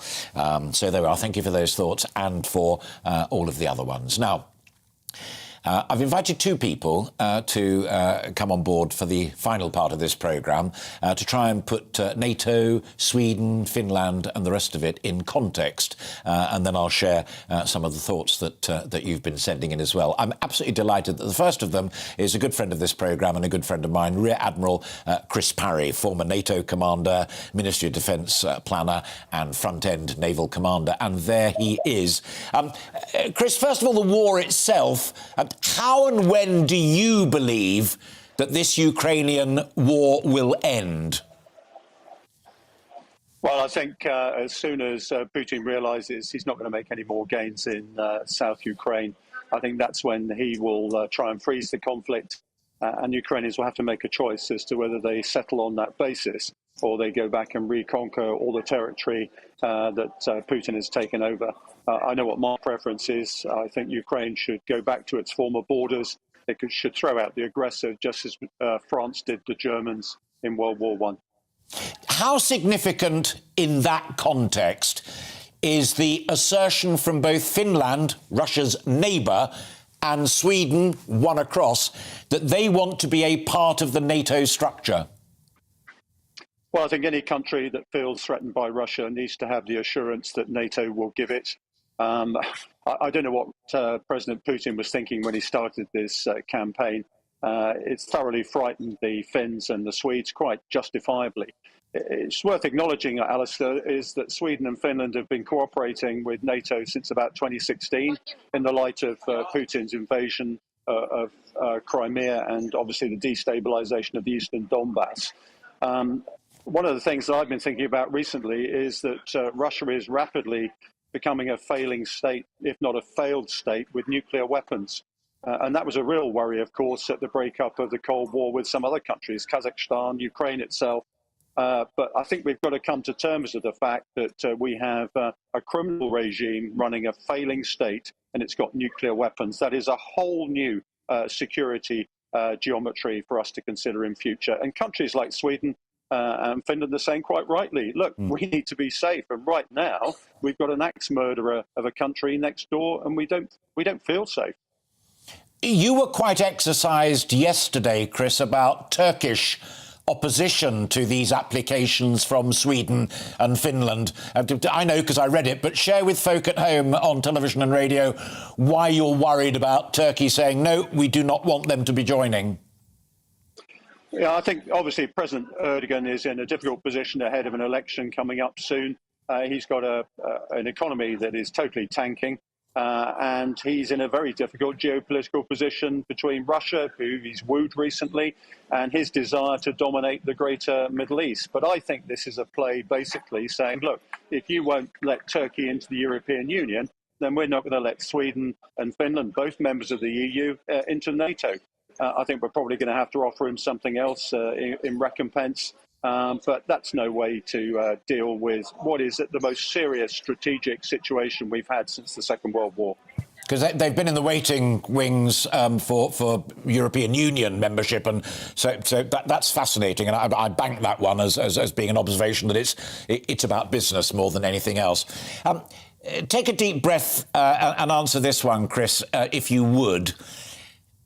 If Sweden and Finland are successful, Russia, whether it's under Putin or whomsoever, what you just eloquently described as a rogue state with nuclear weapons, they can't just take that lying down, can they?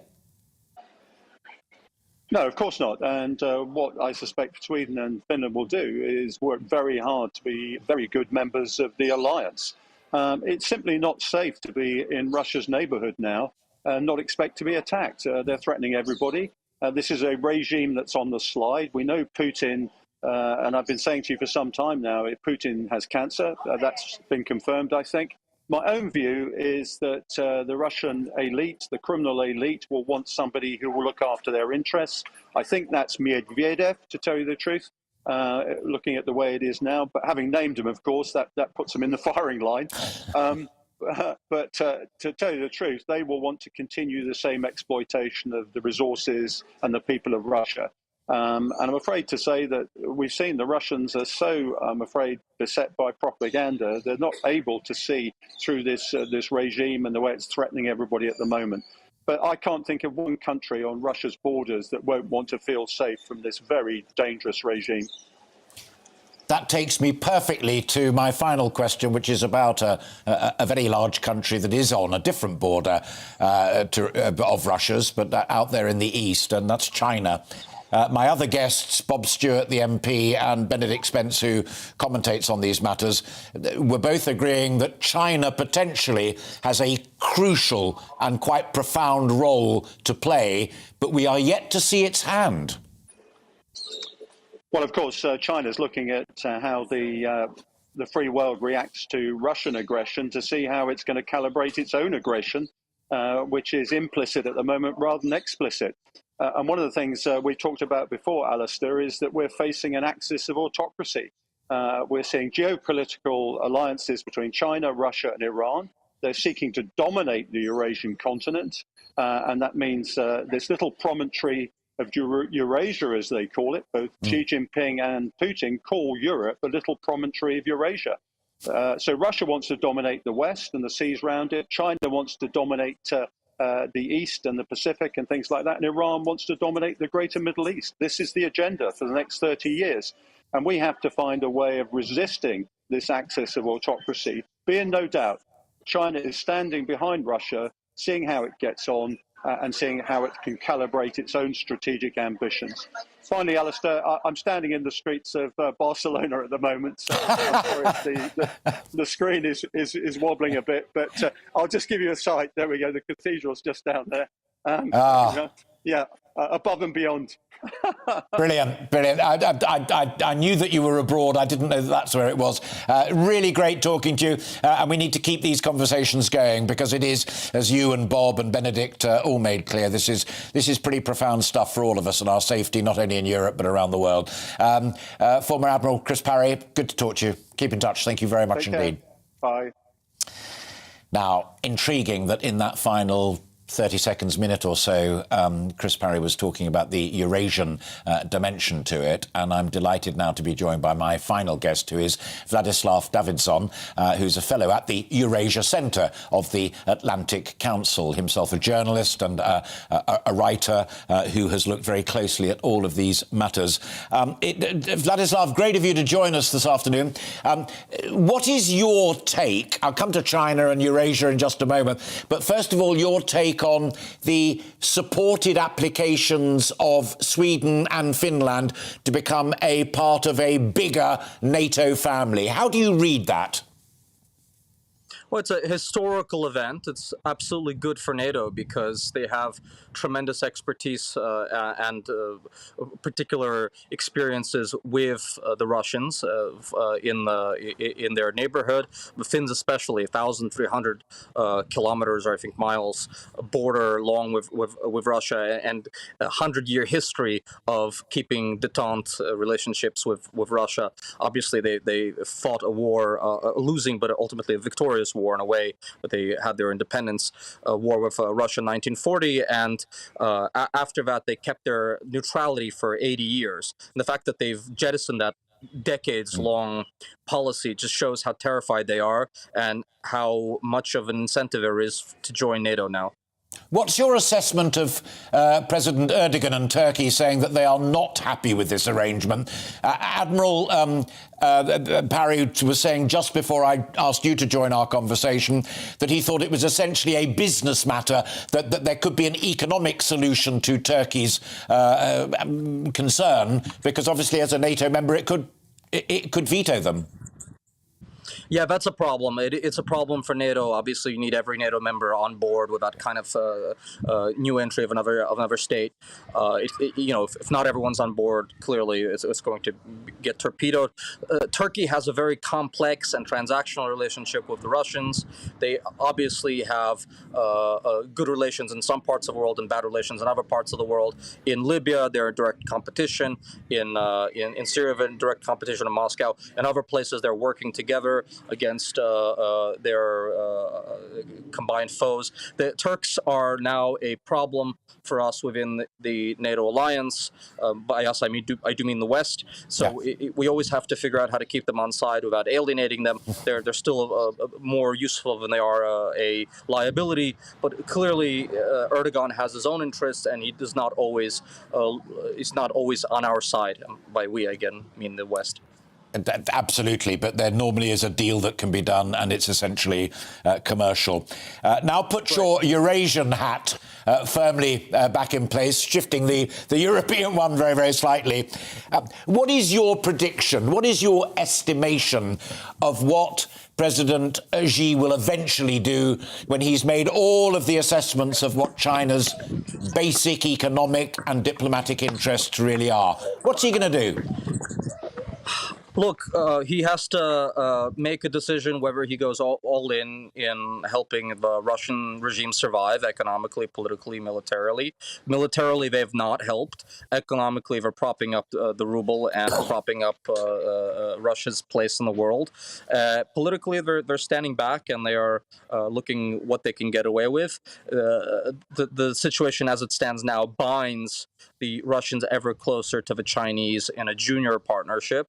So in a way, the Chinese don't even have to do anything. They can just watch the Russians dig themselves a grave and have no other choices but to have a junior bilateral relationship with the Chinese, where they are a junior partner and their economy is ever more committed and tethered to Chinese political decisions. It's not a great decision to have made from a Russian standpoint, but President Putin miscalculated badly. He had bad information and he miscalculated, and now he has no friends. He only has alliances of convenience, and he is now going to be ever more reliant on the Chinese, sadly for him. Fascinating stuff. Vladislav Davizon, great to meet you. I hope very much indeed you'll grace us with your presence and your insights again. You're very welcome here on GB News. Good to see you. Thank you, sir. Vladislav Davizon there, fellow at the Atlantic Council's Eurasia Centre. He's been on GB News before, but not with me, and I thoroughly enjoyed that. I hope you found it useful as well. Goodness me, you have been busy. I've already done a few of the education emails, but we seem to have really got you scratching your heads as well on NATO and, as it were, world peace. Let's start with Kenneth, who says, no one forces these independent sovereign nations to join, Sweden and Finland. They can do what they want. Well, to a degree, Kenneth, yes, but don't forget what all of my guests have just confirmed. And that is if Turkey, an existing member of NATO, don't want them to join, they can veto. But there are discussions going on in Berlin this very afternoon about these matters. So anyway, thanks for getting in touch, Kenneth. Alan joins the conversation. Turkey's much closer to Russia than NATO. It may well it may pull out of NATO, Alan says. It's already bought Russian air defence systems and looks more undemocratic every day. The addition of Sweden and Finland to NATO will give the defence alliance a major boost. Thanks, Alan. Billy joins in. I don't see Germany or France pushing for Finland and Sweden to join NATO. Boris Johnson should keep his head down or insist that the EU take the lead. I don't think that's very likely, Billy. Returning to what Billy wrote, typical of Germany to look after number one. France is just Germany's puppet. Ouch. Norman, they won't join. They've already done a deal with the UK, which is like joining NATO.